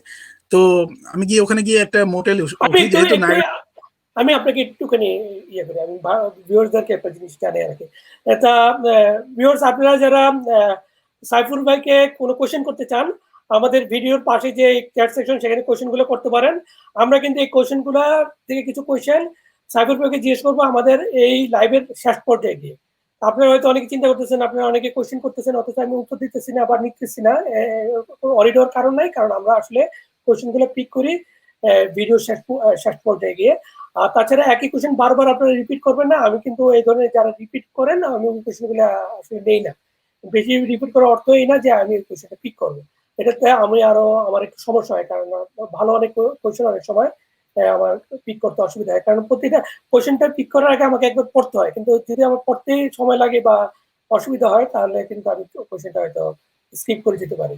তা আপনারা কোশ্চেনগুলো করবেন সাইবুর ভাইকে নায়াগ্রা কলেজের রিলেটেড কোশ্চেন, আর চেষ্টা করবেন যে কোশ্চেনটা একবার লিখতে, বারবার রিপিট করবেন না। তা সাইবুর ভাই, সরি আপনাকে একটু ইন্টারাপ্ট করলাম। আপনি যেটা বলতেছিলেন যে আপনি মানে আসলে আমার কোশ্চেনটা ছিল যে আপনি পার্ট টাইম কি কি ধরনের জব করছেন, আপনি উইন্টারে আসছেন, একটা বাজে টাইমে আসছিলেন, হ্যাঁ, তারপরে কি হলো সেটা বলেন। উইন্টার টাইমে মনে করেন নিউ জব পাওয়া অনেক হার্ড, ঠিক আছে, না ইজি। এখানে উইন্টারে যেহেতু এটা টুরিস্ট সিটি, উইন্টারে পুরা একেবারে মনে করেন আপনি যদি সামারে বা স্প্রিং আসেন একরকম দৃশ্য, উইন্টারে টোটালি অপোজিট। তেমন লোকজন নাই, সবসময় বরফে ঢাকা। আবার এদিকে আপনার অনেকে বলে যে ফলসও নাকি বরফে জমে না, ফলস কখনো বরফ জমে না, ফলসের উপরটা বরফ জমে, কিন্তু নিচ দিয়ে পানি ঠিকই যায়। তো আমি 2017 সালে যখন আসি জানুয়ারিতে, আমি আমার জব তো আমি মরিয়া খুঁজতেছিলাম, জবটাই তো লাগবেই, just not for survival, also for my experience. I just want to get মানে ফ্যামিলিয়ার কিভাবে এখানে জব পেতে হয় বা কিরকম জব এনভায়রনমেন্ট। তো এগুলো জানার জন্য মানুষের জবের দরকার। আবার আরেকটা জিনিস, আপনি অনেক সময় বোরিং ফিল করেন, তো এই জন্য জবের দরকার। মানুষ শুধু টাকার জন্য জব করে না, নিজের পার্সোনাল ইমপ্রুভমেন্ট বা সময় কাটানোর জন্য অনেকে জব করে। তো জবের একটা তো আমি যদিও উইন্টার ছিল 2 মাস পরে আল্লাহর রহমতে আপনার লোস হোম ডিপো টাইপের যে লোস, হোম ডিপো, হ্যাঁ, আমার এটা হার্ডওয়্যার, মানে নর্থ আমেরিকার সবচেয়ে বড় হার্ডওয়্যার চেইন শপ। হ্যাঁ, তো ওখানে জব পাই ফার্স্ট, ওখানে জব পাই। তো ওখানে আমি করছিলাম 3 সপ্তাহ, ঠিক আছে। প্রবলেম ছিল ওখানকার, যেহেতু আপনি হার্ডওয়্যার শপ, তো মানে কাজগুলো ছিল অনেক পরিশ্রমের কাজ। পরিশ্রমের বলতে যে আপনি ওদের বড় বড় বক্স থাকে, বক্সের ভিতরে ফ্রিজ থাকে, তারপরে আপনি জানবেন যে খাট থাকে, টেবিল থাকে, চেয়ার থাকে, এগুলো মুভ করার সময় যদি আমাকে হাতে করে মুভ করা লাগতো না, আমাকে মেশিন আছে, ওদের যে ফর্ক লিফট আছে, ওইটা দিয়ে মুভ করা লাগতো। বাট কাজগুলো ছিল অনেক কি বলবো, অনেক কিছু লার্নিং, হেভি ডিউটি কাজ, হ্যাঁ হেভি কাজ এগুলো থাকে। আবার ওদের এত পরিমাণ প্রোডাক্টস, আপনি তো জানেন বিশাল শপ, তো এত পরিমাণ প্রোডাক্ট সবকিছু মনে রাখতেও কষ্ট হইতো আমাকে সবকিছু। কারণ আমি ছিলাম হলো আপনার কাস্টমার সার্ভিস ম্যানেজার আন্ডারে, আমি আমার অফিস ছিল, অফিসে ডেস্ক ছিল, ওখানে অনলাইনে যেগুলো অনলাইনে অর্ডার আসতো আমাকে ওইগুলো সর্ট আউট করে এক জায়গায় রাখতে হতো। তারপর কাস্টমার আসলে পিক আপ করতো, তখন আমাকে হেল্প করতে হতো, গাড়িতে তুলতে হতো, মানে কাস্টমার সাথে ধরে গাড়িতে তুলে দিতে হতো। তো আমি ওখানে 3 সপ্তাহ করছিলাম, আমার কাজ প্রচুর পরিশ্রমে মনে হচ্ছিল। তো আমি বেশ কয়েকটা জবে অ্যাপ্লাই করছিলাম। তো আমি হোটেলগুলোতে অ্যাপ্লাই করতেছিলাম। তো আমার ফেভারিট হোটেল ছিল হিলটন। হিলটন হলো নায়াগ্রা ফলসের সবচেয়ে বড় হোটেল, আপনি দেখবেন সবচেয়ে বড় যে 50 তলা বিল্ডিংটা, ওইটাই হিলটন। তো আমি লোসে জব করতে করতে আমি জব অফার লেটার পাইলাম শেরাটন থেকে আর হিলটন থেকে। তো আমার হিলটনটা অনেক ফেভারিট ছিল, তো আমি হিলটনে এটা অ্যাকসেপ্ট করলাম। আর এখানে লোসে বলে দিলাম যে আমার আসলে কাজ অনেক পরিশ্রম হয়ে যাচ্ছে, আমি এই কাজটা করতে পারবো। তো ওখানে আমি হিলটনে জব শুরু করলাম। ওখানে আমার ইভিনিং ডিউটি ছিল 3টা থেকে 11টা। ওখানে আমি ছিলাম room service, guest room service. Basically ওরা আপনাকে বিভিন্ন জিনিসের জন্য কল করতো, ওইগুলো আমাকে পৌঁছায় দিতে হতো, ভালো টিপসও পাইতাম। এনিওয়ে লোসে আমি তেমন টিপস পাইতাম না, এটা বলে রাখি। তো নায়াগ্রা ফলস হলো, আপনি যেটা বলেন যে হোটেল মোটেলে ভরা, প্রচুর হোটেলে জব, প্রচুর motel. I think 90% student from Niagara College and Brock University. Niagara College, Brock University, দুটো কাছাকাছি university. They all work in this hotel. মানে সবাই বেশিরভাগ হোটেলে জব করে, ব্রক ইউনিভার্সিটি প্লাস নায়াগ্রা কলেজের স্টুডেন্টরা। তো আমি ওই জন্য হোটেলে পছন্দ করলাম, যেহেতু সবাই স্টুডেন্টরা করতেছে, ফ্রেন্ডরা করতেছে, আমিও করবো। তো আমি ওইটা অফার করার পরে গিয়ে দেখি সবাই স্টুডেন্ট, সবাই নায়াগ্রা কলেজ, ঠিক আছে। তো ওই জবটা আমি পাই মার্চ মাসে, তখনও দেখেন উইন্টার। তো এই জন্য স্টুডেন্টদের বলবো try to come summer or spring, like summer or fall, April, May or September. এই সময় আসলে কি হবে, জব পাওয়াটা একটু ইজি হবে। ইজি হবে, বাট উইন্টারে জব পাওয়াটা একটু হার্ড। আমার মনে আছে ওই সময় তো আমার গাড়ি ছিল না, আর ওই সময় জবে যাওয়া লাগতো ভোর 5, সব খোলে 6টার সময়, আমাকে 5টার মধ্যে লোসে যাও, বুঝেন তো সকালবেলা আপনার স্নো রিমুভাল গুলো আসে না, মানে স্নো পরিষ্কার করে না, তো হাঁটু পর্যন্ত স্নো, দৌড় দেওয়া লাগতো, কিছু করার নাই, কিছু করার নাই। এখানে একটা জিনিস জেনে রাখি যে অনেক ক্যানাডার অনেক কলেজে বা ইউনিভার্সিটিতে টিউশন ফির সঙ্গে আপনার ইয়া দেয়, সিটি পাস দেয় বাসে চড়ার জন্য, হ্যাঁ ফ্রি দেয়। অনেক কলেজে যেটা দেয় ফ্রি দেয়, ওটা দিয়ে আপনি পুরো সিটিতে যে কোনো জায়গায় যেতে পারেন একটা পাস দিয়ে। আপনাদেরকে এই সুবিধা আসিল নাইগ্রা কলেজে? আমাদের একটা স্টুডেন্ট কার্ড দিয়েছিল, স্টুডেন্ট কার্ডের সাথে একটা স্টিকার লাগাই দেয়, ওই স্টিকারটা বাসে ওঠার সময় বাসে ট্যাপ করতে হয়, তো ওখান থেকে ওরা শুধু ওদের সিস্টেমে রাইড করে, হাউ মেনি রাইডস, বাট কোনো চার্জ লাগে না স্টুডেন্টের জন্য। এটা কানাডা শহরেই ফ্রি। এখন তো কোভিড-19 এর জন্য, আপনি জানেন কিনা জানি না, আমি টরন্টোর অবস্থায় না, আমাদের এখানে কোভিড-19 এর জন্য শুধু স্টুডেন্ট না, অল সিভিলিয়ানস ফ্রি বাসে, মানে যে কেউ বাসে ফ্রি রাইড করতে পারতেছে। কানাডা হেল্প করে মানুষ, মানে চাই যে মানুষের হেল্প হোক। এনিওয়ে, তো আমি যেহেতু ভোর 5টার সময় আমার যাওয়া লাগতো, অত সকালে বাস চালু হইতো না, বাস চালু হইতো 6টার সময়, কিন্তু 6টার মধ্যে আমাকে পৌঁছানো লাগতো জবে। যদিও জবটা বেশি দূর ছিল না আমার মোটেল থেকে, আমি ওখানে মোটেল ভাড়া করছিলাম, আমাকে হেঁটে 20 মিনিট মতো যাওয়া লাগতো, যেটা ভালো ছিল। তাহলে তারা ওখানে যারা স্টুডেন্টরা থাকে তারা আসলে মোটেলে থাকে, মানে বাসা ভাড়া করে কেউ থাকে না, যেমন আমাদের টরন্টোতে বা অন্যান্য বড় সিটিতে যেটা হয় যে একটা বাসা ভাড়া নেয়, একটা বাসার মধ্যে 2 রুম বা 3 রুমে একটা বাসা নেয়, ওখানে 6 জন বা 5 জন 4 জন থাকে একটা বাসাতে। হ্যাঁ, তো তখন মানে পার স্টুডেন্টের বাসা ভাড়ার পিছনে খরচটা অনেক কমে আসে। ওই ফেসিলিটি কি নাইগ্রা কলেজের এখানে আছে? আমি একটা কথা বলি, স্ক্যাম কিন্তু সব দেশে হয়, রাইট? বাংলাদেশেও হয়, কানাডাতেও হয়, অন্যান্য দেশে হয়। তো অনেকে স্ক্যামের ভয়তে প্রথমে বাসায় আসতে চায় না, মনে করে যে ভাড়াটা আমি কাকে দিচ্ছি, আসলে লিজিট কিনা। তো আমি ওই জন্যই মোটেল চুজ করি, যে মোটেল যেটা একটা অর্গানাইজেশন, মানে এখানে 2 নম্বরই করার কোনো সুযোগ নেই। আপনি অনলাইনে দেখতে পাচ্ছেন যে অ্যাড্রেস কি, নাম মোটেলের, কে ম্যানেজার, আপনি ডাইরেক্ট কল দিতে পারছেন, ভেরিফাই করতে পারতেছেন। তো এই জন্য আমি মোটেল ভাড়া করছিলাম, ওখানে আমি 8 মাস ছিলাম। ওখানে ভাড়াটাও কম ছিল, আমি থাকতাম এক রুমে 2 জন, আমাকে প্রতি মাসে আমাকে ভাড়া দেওয়া লাগতো $250 মাত্র, যেটা অনেক সস্তা। তবে একটা প্রবলেম ছিল, অ্যাটাচ বাথরুম ছিল কিন্তু কিচেনটা ছিল না। কিচেন কিচেন থাকে না, আপনারা রান্না বান্না করছেন কিভাবে? ওদের একটা কমন কিচেন ছিল, একটা সবাই গিয়ে ওখানে রান্না করতো নিচতলায়। তো আমি প্রথম দিকে 2-3 দিন কমন কিচেনে রান্না করছি, পরে ওই পাঞ্জাবি স্টুডেন্ট ছিল প্রচুর, পরে ওদের চিল্লাচিল্লিতে আমার আর ভালো লাগতো না। পরে আমি মোটেলের মালিককে বলছিলাম যে আমার একটা ইলেকট্রিক হিটার কুকার লাগবে, তো আমাকে একটি ইলেকট্রিক কুকার দিয়েছিল, এটা আবার অ্যালাউড ওখানে। তো ইলেকট্রিক কুকার নিয়ে আমি রুমের মধ্যে রান্না করতাম, যদি একটু মাঝে মধ্যে স্মেল করতো, আমি জানালা দরজা খুলে দিতাম, স্মেলটা চলে যেত। তো এইভাবে আমি 8 মাস পার করছি, বাট টাইমটা অনেক সুন্দর ছিল, যেহেতু সবাই স্টুডেন্ট। আপনি আরেকটা কথা বলি, নায়াগ্রা ফলসে আপনার সামার বা স্প্রিং যেরকম বিজি হয় মোটেল গুলোতে, উইন্টারে ঠিক অপোজিট, বিজি হয় না। তা ওরা কি করে, ওরা চায় যে স্টুডেন্ট আসুক। মনে করেন মোটেলের যদি 100টা রুম থাকে, 50টা রুম ওরা স্টুডেন্ট যদি বরাদ্দ করে দেয়, আর বাকি 50টা ওরা খালি রেখে দেয় ফর টুরিস্ট।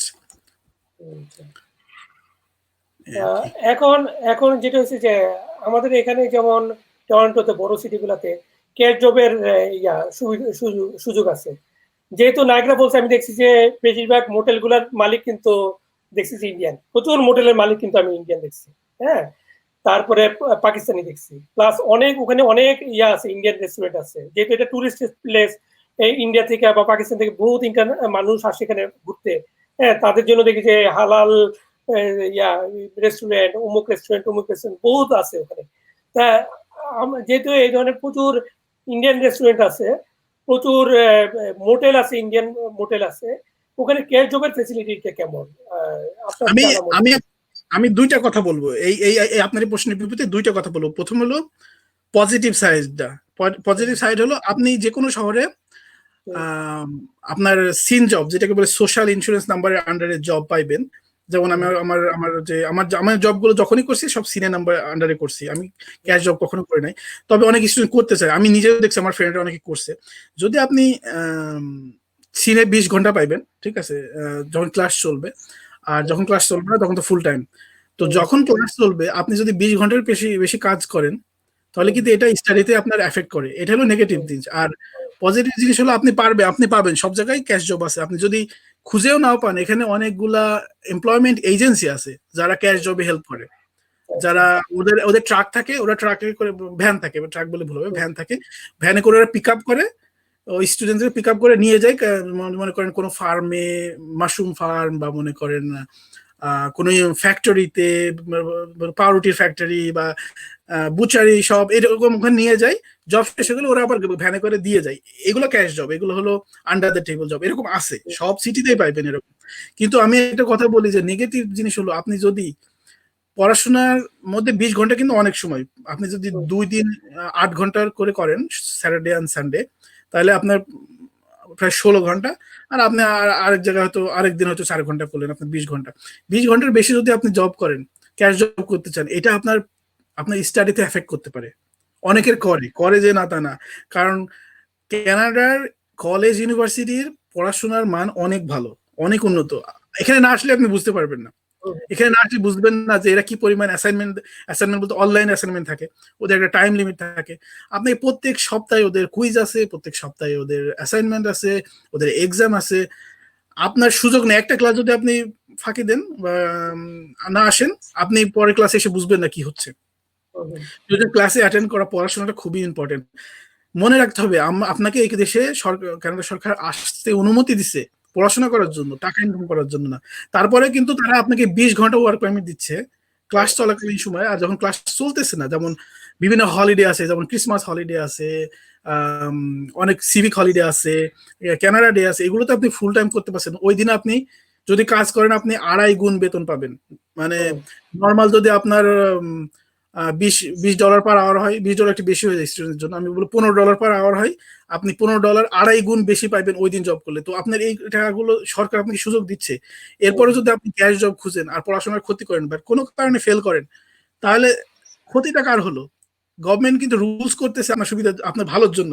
বাট আপনি যদি নিজের ক্ষতি নিজে করে থাকেন, তাহলে কিন্তু এখানে কাউকে আপনি ব্লেম করতে পারবেন না, গভর্নমেন্টকে ব্লেম করতে পারবেন না, আপনি প্যারেন্টসকে ব্লেম করতে পারবেন না, আপনি কাউকে ব্লেম করতে পারবেন না। আপনি নিজেকে ব্লেম করা লাগবে যদি আপনি কোনো কারণে আপনি ফেল করেন, ওই টাকাগুলো নষ্ট, রাইট?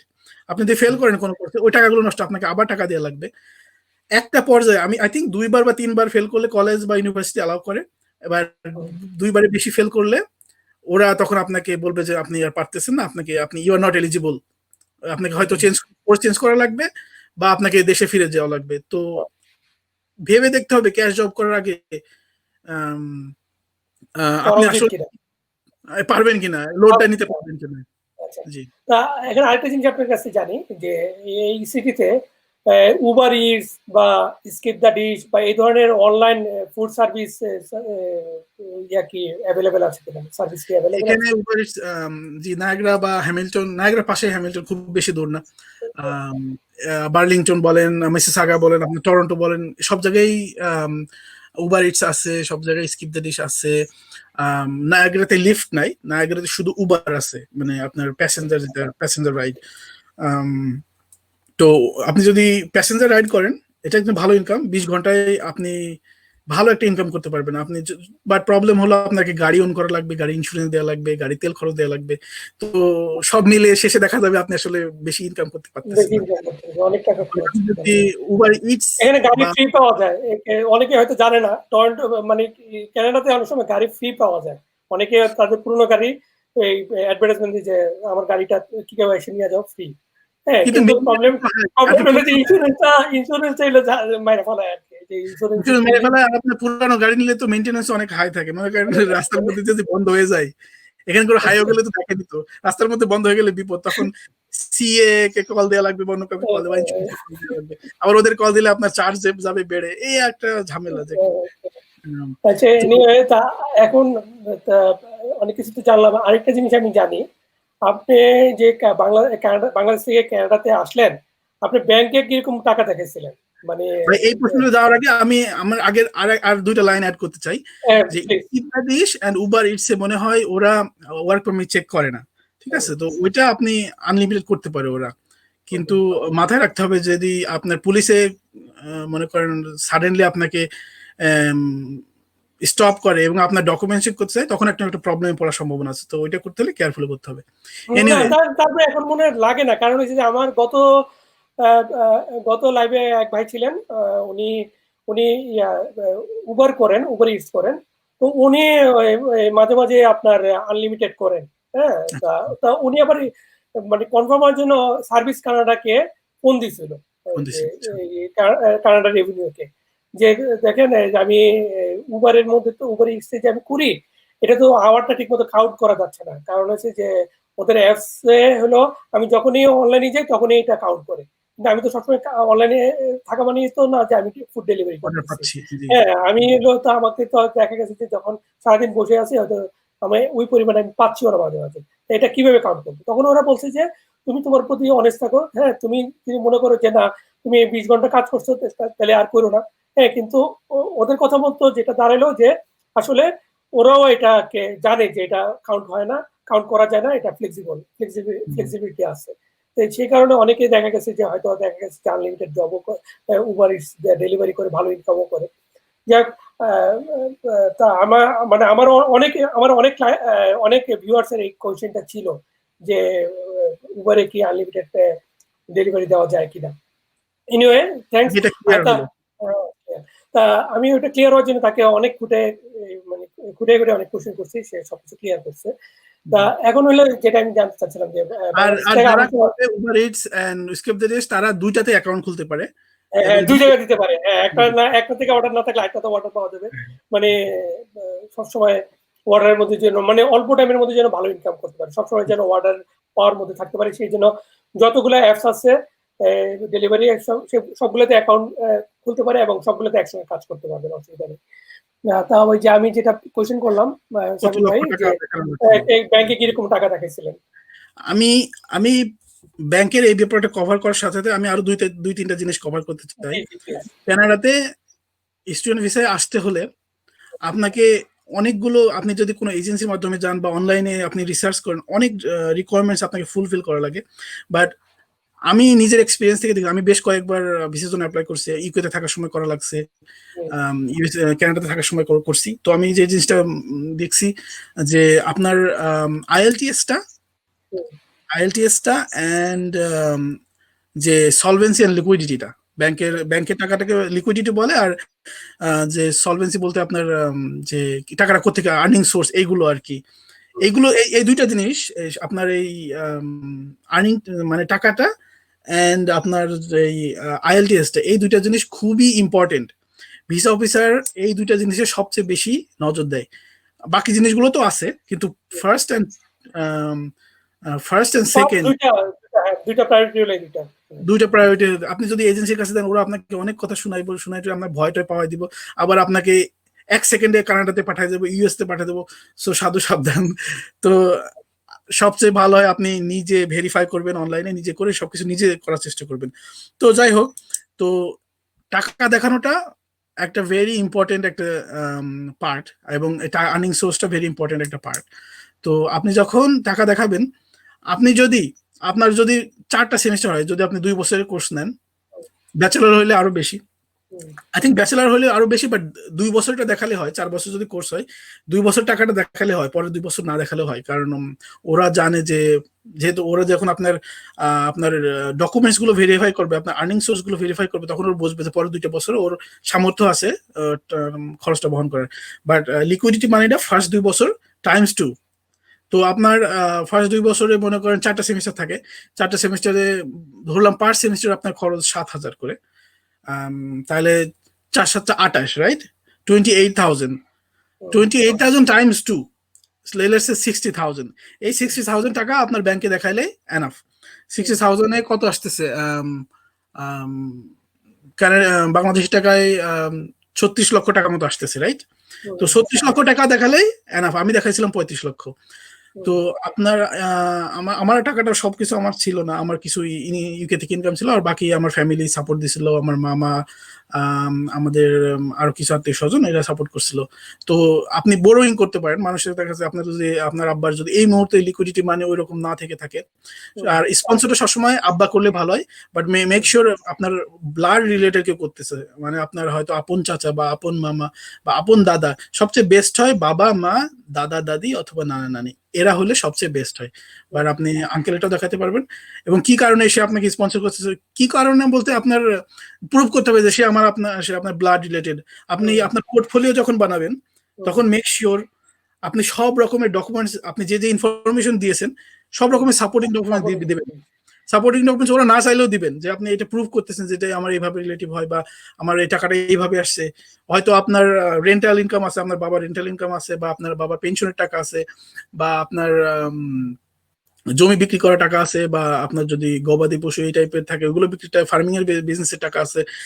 ওইগুলো থাকার সাথে তো আপনি যদি আরো কোন ইনকাম থাকে, মনে করেন আপনার জব আছে একটা, আপনি পার্ট টাইম জব করছেন বা ফুল টাইম জব করছেন, আপনার সিস্টার মনে করেন জব করে, সে আপনাকে সাপোর্ট করতে চায়, তারটাও আপনি দিতে পারবেন। আপনার পোর্টফোলিও যত ভালো হবে, যত মজবুত হবে, যত স্ট্রং হবে, আপনার ভিসা পাওয়ার সম্ভাবনা তত বেশি। এটা হলো আমরা কথা বলতেছি লিকুইডিটি এন্ড সলভেন্সির উপরে। তো আপনার পোর্টফোলিও যত স্ট্রং হবে, আপনার ভিসা পাওয়ার সম্ভাবনা তত বেশি থাকবে। তো যেটা বলতেছিলাম, আপনি ব্যাংকে 36 লক্ষ টাকা, এটা ফিক্সড ডিপোজিট হলে হবে, কারেন্ট অ্যাকাউন্ট হলে হবে, বাট মিনিমাম আপনার যদি মনে করেন ব্যাংকে কথার কথা 50 লক্ষ টাকা আছে, তো 36 লক্ষ টাকার নিচে যাইবেন না। যদি লেনদেন করতে হয় 36 লক্ষ টাকার উপরে, বাট আমি বলবো সেফলি 40, আপনার যদি সামর্থ্য থেকে থাকে তো 40 মিনিমাম রেখে আপনি তারপরে বাকি 10 লাখ টাকা, 50-এর মধ্যে বাকি 10 লাখ টাকা আপনি ওঠানামা মানে উইথড্র করতে পারেন, ডিপোজিট করলেন, আবার জমা দিলেন, উইথড্র করলেন, জমা দিলেন। কিন্তু টাকাটা কতদিন দেখাইছিলেন? কতদিন? 6 মাস, 3 মাস, 4 মাস, কতদিন রাখছেন? আমি 4 মাস দেখাইছিলাম। 4 মাসটাই ওরা চাই 4 মাসই। এখন আপনি তো আপনার কথা মতো তো দাঁড়ালো যে 4 মাসে যে টাকাটা যে ছিল, যে আপনি বড় করছেন, যেমন আপনি বিভিন্ন আত্মীয়স্বজন থেকে বড় করছেন, তাই না? এই বড়োর কোনো প্রুফ দিতে দেওয়া হয়েছে না আপনি, যে এটা আসলে কেন বড় করছেন, মানে কোথেকে আসলো টাকাটা, মানে কিভাবে লিকুইডিটি টাকাটা প্রুফ আপনি ওইভাবে দেখানো লাগবে না, কারণ আপনি প্রুফ করতেছেন যে আপনার টাকাগুলো কোথেকে আসতেছে, রাইট? যেমন আমি আমার অভিজ্ঞতা থেকে বলি, আমার আব্বু তো জবও করে না, গ্রামে ব্যবসা করে, মানে আমি গ্রামের ছেলে। তো আব্বুর ফার্মিং এর ব্যবসা আছে, আমার চাচার ফার্মিং এর ব্যবসা আছে, আমার চাচার ডিলারশিপ আছে। তো ওইগুলা আমি দেখাইছিলাম। আবার আমার আব্বুর যেহেতু আমাদের ফার্মিং এর ব্যবসা আছে, ওদের ট্যাক্সটাও কম লাগে। তো আমাদের ইউনিয়ন পরিষদে খুবই কম একটা ট্যাক্স লাগছিল। আপনি যদি ফার্মিং এর ব্যবসা থাকেন, বাংলাদেশ গভর্নমেন্ট আপনাকে ওই রকম একটা সুবিধা দেয় যে ট্যাক্সটা অনেক অনেক কম। আপনি জব করলে হয়তো আরো বেশি ট্যাক্স দেওয়া লাগে। টিন সার্টিফিকেটটা ইম্পর্টেন্ট। আর আপনার যেহেতু ব্যবসা করে, আর আপনার ট্যাক্স 2 বছরের ট্যাক্স দেখাতে হবে।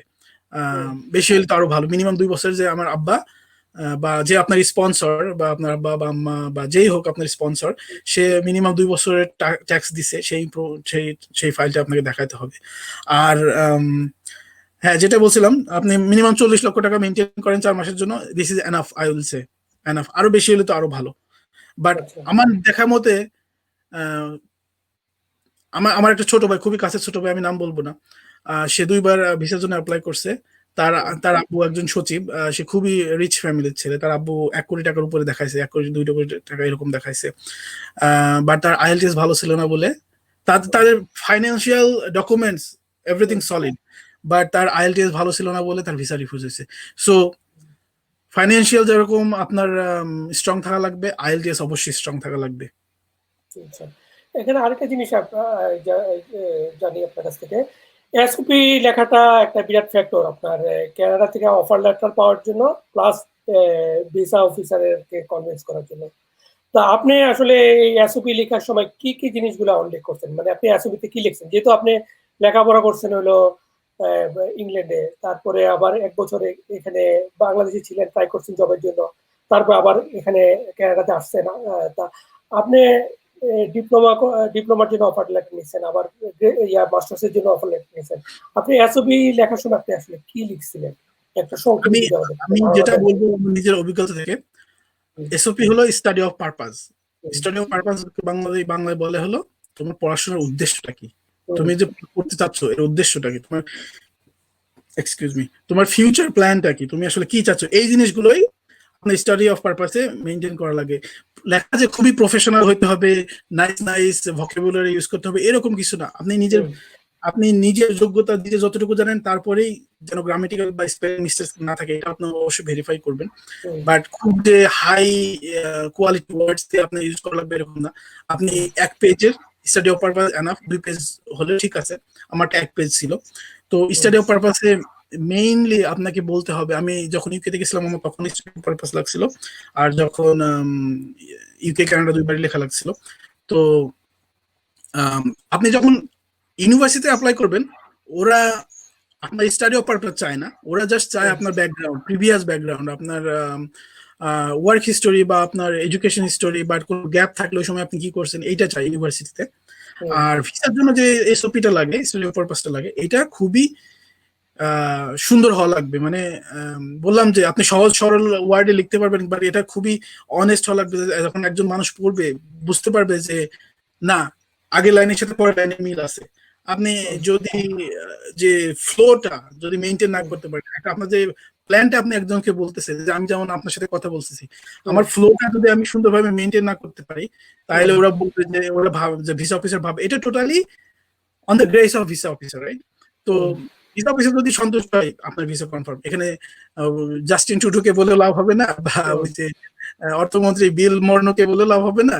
ওই ভিসা অফিসারই আপনার সব। ভিসা অফিসারকে কিভাবে আপনি সন্তুষ্ট করতে পারবেন?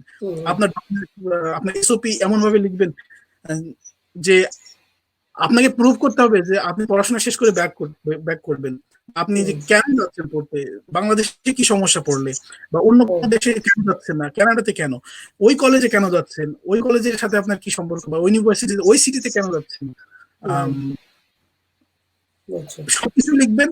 বাট লেখার মধ্যে একটা উদ্দেশ্য থাকবে যে আপনি পড়াশোনার জন্যই যাচ্ছেন, পড়াশোনায় আপনার ইন্টেনশন, আপনি নিজের সেলফ ইমপ্রুভমেন্টই আপনার মেইন টার্গেট। এটা করে আপনি এসে বাংলাদেশের ইকোনমিতে আপনি কন্ট্রিবিউশন করবেন, এটা প্রুভ করতে হবে এসওপিতে। আচ্ছা, তা আরেকটা জিনিস আমি আপনার কাছে জানি যে আপনাদের যে নায়াগ্রা কলেজে কি পরিমাণ বাঙালি লেখাপড়া করে, বাংলাদেশি ইন্টারন্যাশনাল স্টুডেন্ট? যদিও নায়াগ্রা আপনার টরন্টোতে খুব বেশি দূরে না, মাত্র 1 ঘন্টা ড্রাইভিং। তারপরে টরন্টোতে আপনি যে পরিমাণ বাঙালি পাইবেন, নায়াগ্রাতে কিন্তু আসলে ওই পরিমাণ বাঙালি কেন জানি আমি দেখিনি। আমি যখন ছিলাম তখন কয়েকটা ফ্যামিলির সাথে আমার পরিচয় হয়েছিল ওখানে। একটা প্রফেসর ফ্যামিলি আছে নায়াগ্রাতে, দে আর ভেরি পপুলার।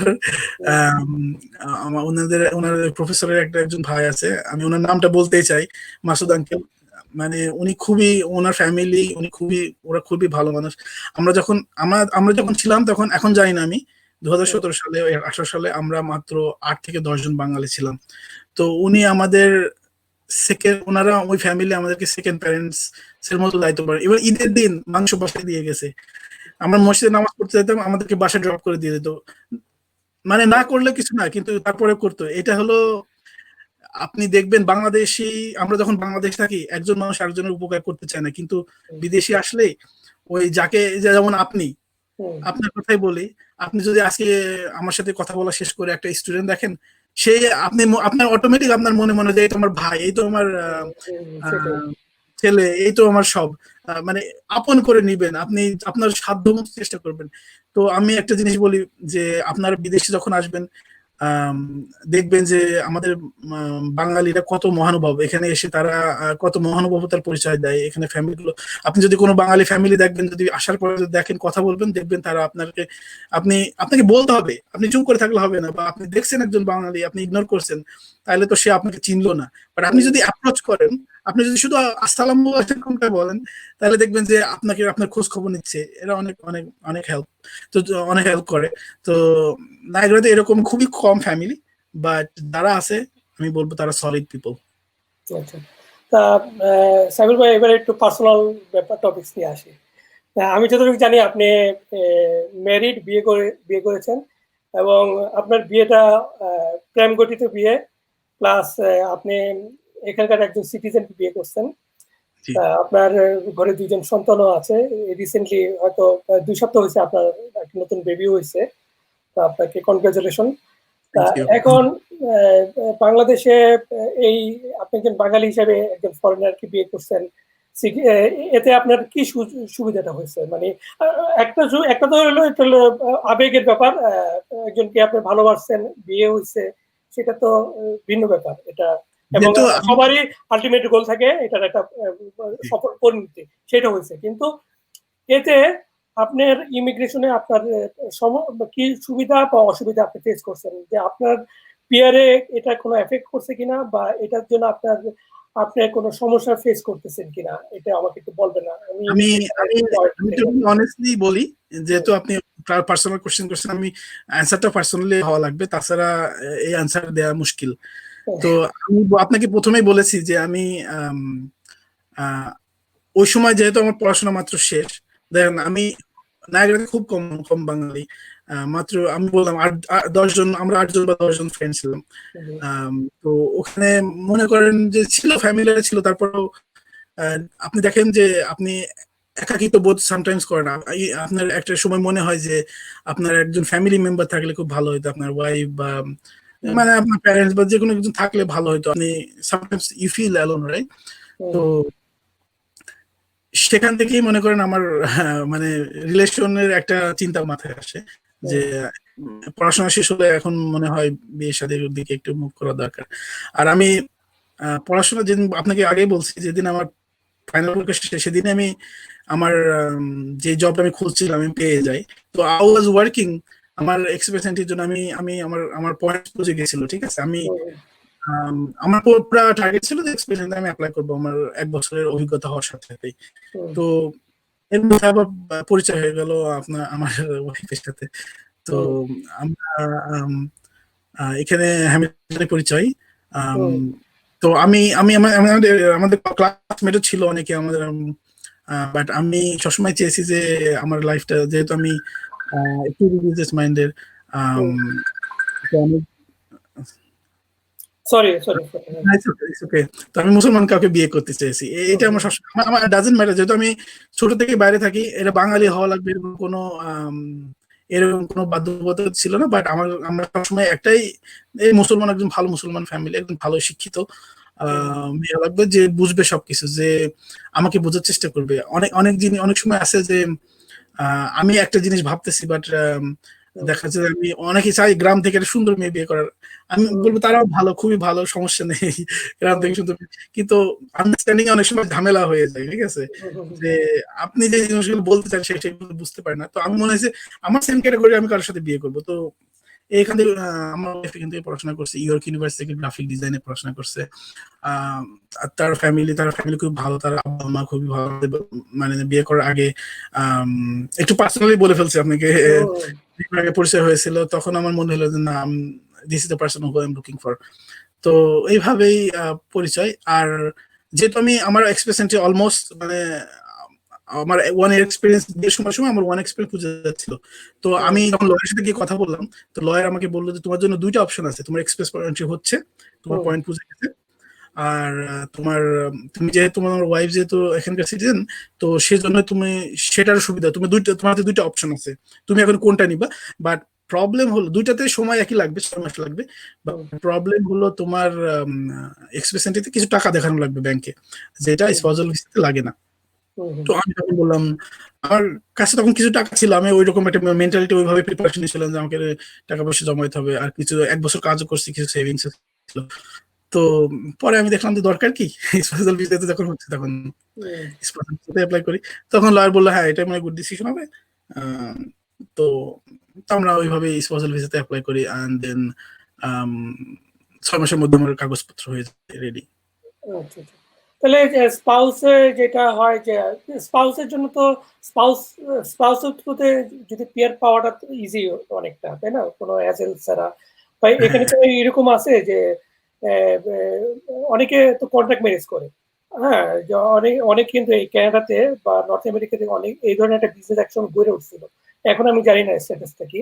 একসময় এরকম হয়েছে যে কন্ট্রাক্ট ম্যারেজের মাধ্যমে সিটিজেন হওয়া বা পিআর হওয়া। তাই এটা যেহেতু এক সময় অনেক বেড়ে গেছিল, তখন ইমিগ্রেশন অফিসারদের একটা সন্দেহ চোখে হইতো যে কখনো যদি এই ধরনের নিজের কমিউনিটির মধ্যে যদি বিয়েটা না হয়, যদি ইন্টার কমিউনিটি বা এখানকার নাগরিকদেরকে বিয়ে করে, তখন ওরা অনেক সময় সন্দেহ চোখে দেখতো যে এটা মনে হয় একটা কন্ট্রাক্ট ম্যারেজ, এই ধরনের একটা সন্দেহ তৈরি হইতো। এই প্রবলেমগুলো তো এখন আর নাই, বা আপনি এই ধরনের প্রবলেম ফেস করছিলেন কি? আমি আমি বলবো কানাডার মানুষজন অনেক মোরালিটির দিক দিয়ে অনেক আগে আছে অনেক দেশের চেয়ে। এটা এখানে না থাকলে বোঝা যাবে না। আছে কিছু কিছু নিম্ন মানসিকতা মানুষজন আছে, একেবারে নাই তা নাই, বাট এখানে পজিটিভ লোকের সংখ্যা বেশি, আমি আমি যতদূর বুঝছি। তো ইলিগাল একটা কাজ করতে হলে মানুষ অনেক ভয় পায় এখানে, কারণ যেহেতু দেশ পুরাই চলে আপনার আইনের উপর দিয়ে, আইন শাসন চলে এখানে। এখানে আপনি কত বড় নেতা, কত বড় প্রাইম মিনিস্টার বা যেই হন না কেন, আইনের ঊর্ধ্বে এখানে কেউই না। তো আমি বলবো আপনি যদি কখনো কোনো ইলিগাল কোনো মানে চিন্তা ভাবনা আপনার মধ্যে থাকে, সেটাকে ঝেড়ে ফেলতে হবে এখানে আসার সাথে সাথে। এটা কারণ আপনি যদি ধরা পড়েন, ওই যে বললেন না যে চোরের 10 দিন আর গৃহস্থের 1 দিন, ঠিক আছে? তো আপনি 10 দিন চুরি করবেন, 10 দিন চুরি করবেন, বাট একদিন যদি ধরা পড়ে যান, তাহলে এই যে সেম জিনিসটা হয়েছিল পাঞ্জাব শহরে, ইন্ডিয়ার পাঞ্জাবিদের ওই এলাকাতে। ওই যে ব্রাম্পটনে ওখানে আইএলটিএস এর একটা স্ক্যাম, যেটা আপনাদের সিবিসি নিউজে আসে। স্ক্যাম করার পরে ওই স্টুডেন্টরা কিন্তু অনেকে, ওরা পরে যখন ওরা ধরে ফেলে জিনিসটা, ওই স্টুডেন্টরা অনেকের ভিসা বাতিল করে দেয়, অনেকে দেশে ডিপোর্টেশন করে দেয়। তো আপনি যদি আজকে ক্রাইম করে থাকেন, 10 বছর পরে যদি আপনি ওই 10 বছর পরে আপনাকে পাঠায় দেবে, এটা আপনাকে মনে রাখতে হবে। আপনি যদি এই দেশে এসে আপনি রেস্ট অফ দ্য লাইফ আপনি এখানে থাকতে চান, তো সবসময় আইনকে ফলো করতে হবে। 2 নম্বরে কোনো কাজ করার চিন্তা ভাবনা করা যাবে। এটা বাংলাদেশ না, অনেক কিছু করে পার পেয়ে যাবেন, পাবেন না। তা অনেক কিছু তো আপনার কাছ থেকে জানলাম। আপনি কিন্তু আমাদের সঙ্গে প্রায় 1 ঘন্টার উপরে কথা বলে ফেলছেন। সরি, আপনি জানি না আপনি কি পরিমাণ টায়ার্ড হয়েছেন। আমাদের কিন্তু কোশ্চেনও জমা হয়েছে। আমি কিছু কোশ্চেন নেই আপনার, যেহেতু ভিউয়ারদেরকে আমি কথা দিয়েছি যে আপনার কাছে কিছু কোশ্চেন, আপনার জন্য কিছু কোশ্চেন পিক করবো ওনাদের কাছ থেকে। তা আমি কিছু কোশ্চেন নেই না। তা প্রথম কোশ্চেনটা হলো, আমি চেষ্টা করব যে আপনার রিলেটেড কোশ্চেন গুলো পিক করতে। এখানে অনেকে আছে যে বিভিন্ন বিষয় নিয়ে ইয়ে করে, তারপরেও কিছু কিছু কোশ্চেন নেই। আমি আপনার যদি কোনো আইডিয়া থাকে তাহলে আপনি বলবেন, নাহলে স্কিপ করবো। এক ভাই বলছে যে স্পোর্ট ম্যানেজমেন্টে ডিপ্লোমা করলে কোর্স কমপ্লিট করার পর জব পাওয়ার পসিবিলিটিটা কেমন, আপনার আইডিয়াতে কি বলেন? স্পোর্টস ম্যানেজমেন্ট আপনি নিতে পারবেন, সমস্যা নেই। স্পোর্টস ম্যানেজমেন্ট আমার তেমন আইডিয়া নাই স্পোর্টস ম্যানেজমেন্ট সম্পর্কে, যেহেতু আমি বিজনেস স্টুডেন্ট। তবে আমি বলবো আপনি যে কোর্স নেন, এখানে ওই কোর্স থেকে পড়াশোনা শেষ করতে পারবেন, বাট আপনি যদি পিআর পাইতে চান, ওই কোর্স রিলেটেড জব হওয়া লাগবে না, আপনি এনি কাইন্ড অফ জব আপনি করতে পারবেন, আপনার কোনো সমস্যা নেই। তো অনেকের অনেক রকম কোর্স করার শখ থাকে, কারো থাকে সে হবে যেমন স্পোর্টস ম্যানেজমেন্ট, আপনার কেউ হবে শেফ, কেউ হবে কি বলবো জিমন্যাস্টিক্স, কেউ হবে নিউট্রিশন সাবজেক্টে পড়বে, কেউ পড়বে ডাক্তার, কেউ পড়বে ইঞ্জিনিয়ার। সবাই সব রকম, সবাই যে ডাক্তার ইঞ্জিনিয়ার হতে হবে তা ঠিক না। সবাই শখের সাবজেক্ট করবে। অনেকে সাবজেক্ট যেটা বাংলাদেশে পাওয়া যায় না, এখানে পাইবেন। তো আপনি করতে পারেন, আপনি ডিপ্লোমা স্পোর্টস ম্যানেজমেন্ট করতে পারেন, কোনো সমস্যা নাই। বা যদি আপনি দেখেন যে আপনি স্পোর্টস ম্যানেজমেন্টের জব পাচ্ছেন না, দেখা যাচ্ছে আপনি 3 মাস ট্রাই করছেন, ঠিক আছে, আপনি একটা টাইম লিমিট বানাবেন। 3 মাসের মধ্যে আপনি স্পোর্টস ম্যানেজমেন্টের যদি জব খুঁজে না পান, তাহলে আপনি অন্য একটা জব করেন, সুপারভাইজারি জব করেন, যেমন আমি করতাম হোটেলে, বাট আমি এখন ওই জবটা ছেড়ে অন্য জব করতেছি। বা আমার ফ্রেন্ড অনেকে আছে ওয়ালমার্টের ম্যানেজার, আমি একসময় ছিলাম ওয়ালমার্টের ম্যানেজার। তো আপনি এই জবগুলো করে আপনার আপনার যে রিকোয়ারমেন্ট গুলো ফুলফিল করার পরে আপনি আবার স্পোর্টস ম্যানেজমেন্টের জব হান্ট করতে পারেন। মানে আপনার যেটা হলো সাবির ভাই, যে কথা হলো যে আপনি পড়লেন স্পোর্টস ম্যানেজমেন্টে, কিন্তু আপনাকে যে স্পোর্টস ম্যানেজমেন্টের উপরে জব পেতে হবে এমন কিন্তু না। আপনি জবের ক্যাটাগরি 0 A B এর মধ্যে পড়ে, তাহলে কিন্তু আপনি পিআর এর জন্য এলিজিবল হয়ে যাচ্ছেন যদি 1 বছর জবটা করতে পারেন। এরপরে যখন আপনার পিআর হয়ে গেল, তখন আপনি একটু সময় নিয়ে আপনার এই স্পোর্টস ম্যানেজমেন্টে যেটা আপনি জব খুঁজে নিতে পারেন, হয়তো একটু সময় লাগবে, যেহেতু আপনার ড্রিম ওইটা, তা আপনি পেতে পারেন। কিন্তু আমাদের যতটুকু ধারণা যে স্পোর্টস ম্যানেজমেন্টের খুব অ্যাভেলেবেল, এটা হট কেকের মতো একটা সাবজেক্ট যে পড়া শেষ করার পরই জব পেয়ে যাবেন, সাবজেক্টটা কিন্তু ওইরকম না। হ্যাঁ, হয়তো আপনাকে একটু সময় লাগবে। আমি এখানকার বেশিরভাগ হাই স্কুল স্টুডেন্ট, হুম, ওরা ছোটকাল থেকে ওইভাবে প্রিপারেশন নেওয়া থাকে, মানে ওদের যে স্পোর্টস ম্যানেজমেন্টে পড়বে, হুম, এখানকার যারা হাই স্কুল স্টুডেন্ট ওরা ওইভাবে প্রিপারেশন নেয়। তো ওরা যখনই, আপনিও শেষ করলেন স্পোর্টস ম্যানেজমেন্ট, আবার এখানকার যে লোকাল স্টুডেন্ট সে করলো স্পোর্টস ম্যানেজমেন্ট, বাট হয়তো ইংলিশ ল্যাঙ্গুয়েজ দিয়ে বা তার এখানকার জানাশোনা দিয়ে সে অনেক রেফারেন্স দিয়ে এগিয়ে থাকবে আপনার চেয়ে। তো হ্যাঁ, যেহেতু সেটাই। এটা খুব বেশি ডিমান্ডেবল একটা জব না, এনি কান্ট্রির জন্য, শুধু কানাডা না, বিশ্বের যে কোনো কান্ট্রির জন্য এটা খুব বেশি ডিমান্ডেবল জব না। বাট আমি বলবো না, আমি কখনো ডিসকারেজ করবো না যে আপনি পাবেন, অবশ্যই পাবেন, চেষ্টা করলে সবকিছুই পাওয়া যায়। হুম, বাট ও কিন্তু আপনার চেয়ে এগিয়ে থাকবে, এই জন্য আপনার হয়তো টাইম লিমিট একটু বেশি লাগবে এই জবটা খোঁজার জন্য, হয়তো আপনার 2 বছর লাগতে পারে বা 2 মাসও লাগতে পারে। সেটাই।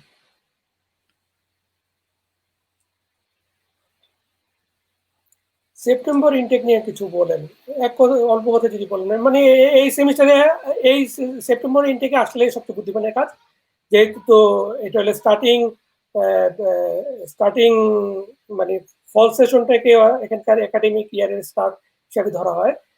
এটা হলো এই সেমিস্টারে ভর্তি হলে সবচেয়ে বুদ্ধিমানের কাজ আমাদের ধারণা মতো। আমি আমি একটা জিনিস অ্যাড করতে চাই জি। এইটার সাথে।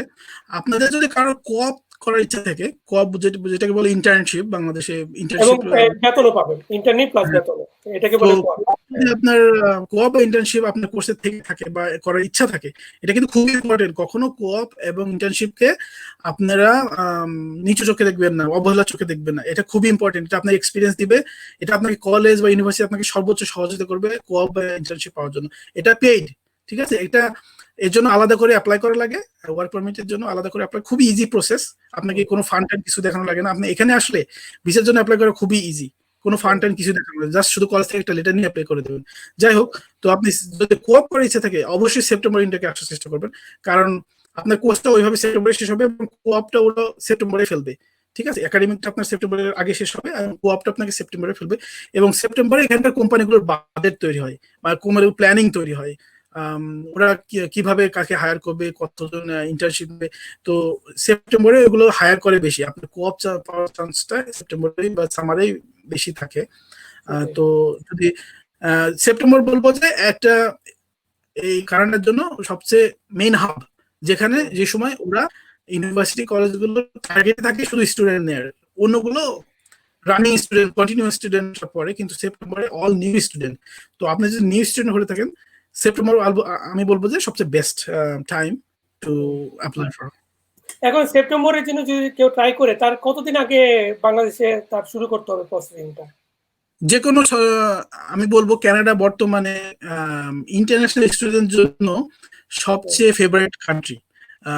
আগে হয়তো ইউএসএ ছিল, বাট বিভিন্ন কারণে আমার কোশ্চেন হলো মানে কেউ যদি সেপ্টেম্বর ইনটেকটাকে ধরতে চায়, ওই সেপ্টেম্বর ভর্তি চায়, তাকে বাংলাদেশে কতদিন আগে থেকে তার ফাইল প্রসেসিংটা শুরু করতে হবে? এটা আমি মানে বলতেছি, যেহেতু এখন ক্যানাডা সবচেয়ে ফেভারিট, তো এখানে ইউনিভার্সিটি কলেজগুলোতে প্রচুর পরিমাণে অ্যাপ্লিকেশন পড়ে। তো আমি বলবো যে আপনি 1 বছর আগে থেকে বা 10 মাস আগে থেকে প্রিপারেশন শুরু করেন, বাট এদের একটা ডেডলাইন থাকে যে এই ডেডলাইনের আগে অ্যাপ্লাই করতে হবে। আপনি অবশ্যই ওই ডেডলাইনের আগে অ্যাপ্লাই করবেন, বাট আপনি সবসময় 1 বছর একটা টার্গেট ধরে রাখবেন। বাংলাদেশ থেকে, আমাদের বাংলাদেশে যেহেতু অনেক অনেক রকম প্রতিবন্ধকতা আছে, অনেক অনেক ডকুমেন্টস এর। তো মনে করেন আপনি রাইট নাও আপনি প্ল্যান করতেছেন 2021 সেপ্টেম্বর, তো এই সেপ্টেম্বর থেকে আপনি শুরু করেন আপনার ডেডলাইন চেকিং, আপনার ডকুমেন্টস সবকিছু।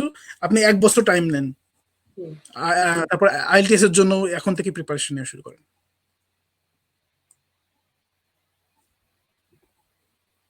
ওনার কথা হলো যে নাইগ্রা কলেজ থেকে হোটেল ম্যানেজমেন্টে মাস্টার্স করা যায় কিনা।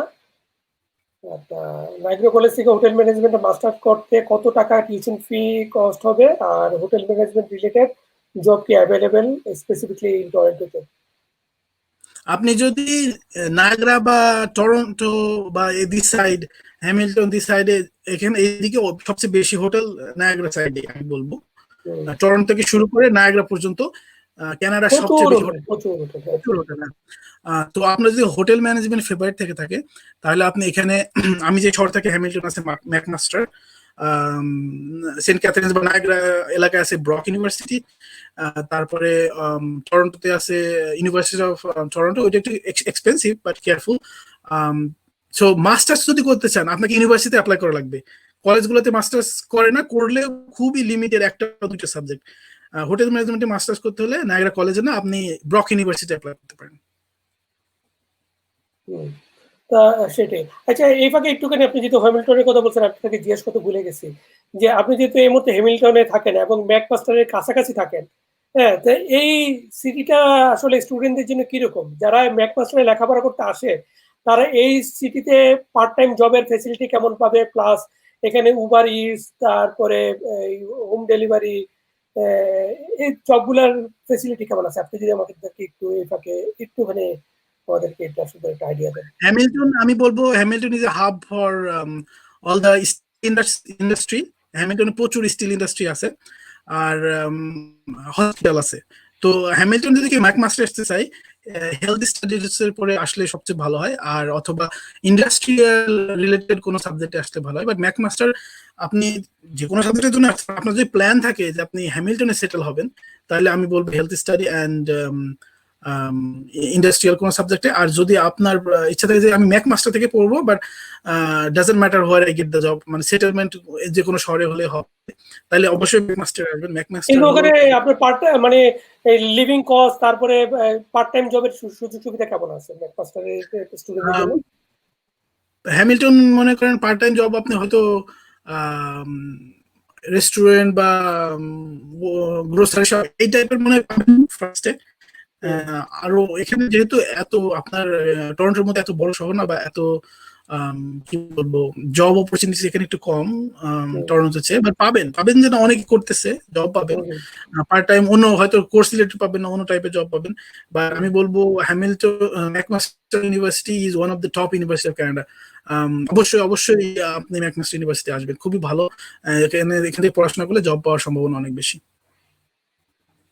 আচ্ছা, এখানে আইএলটি উনি যেটা জিজ্ঞেস করছেন যে how many score to get in IELTS for study, study পারমিটের জন্য আইএলটিএস এর স্কোর কেমন হওয়া দরকার উনি জানতে চাইছেন। স্টাডি এটা টোটালি ডিপেন্ড করে আপনি কোন ইউনিভার্সিটি বা কোন কলেজে অ্যাপ্লাই করতেছেন। ওই কলেজের ওয়েবসাইটে দেওয়া থাকে যে ইন্টারন্যাশনাল, আপনি যদি ইন্টারন্যাশনাল স্টুডেন্টস অপশনে ক্লিক করেন, ওখানে দেখবেন আপনার রিকোয়ারমেন্টস দেওয়া থাকবে যে আপনি মনে করেন ব্যাচেলর যদি করেন তো আপনার পয়েন্ট কত লাগবে, আপনি যদি মাস্টার্স করেন মাস্টার্সের পয়েন্ট একটু বেশি লাগে। তবে আমি আমার মনে হয় যদি আপনার 6 পয়েন্ট থেকে থাকে বা 6.5 থেকে থাকে, individually 6 and individually not less than 6, মানে 6 নিচে আসা যাবে না ইন্ডিভিজুয়ালি চারটার মধ্যে। অ্যান্ড ওভারঅল আপনি যদি 6.5 উপর থাকে, তাহলে আমি বলবো 99% কলেজ এবং ইউনিভার্সিটি আপনাকে কভার করবে। আচ্ছা, আমি একটা কোয়েশ্চেন আপনাকে বলতে জিজ্ঞেস করতে ভুলে গেছি।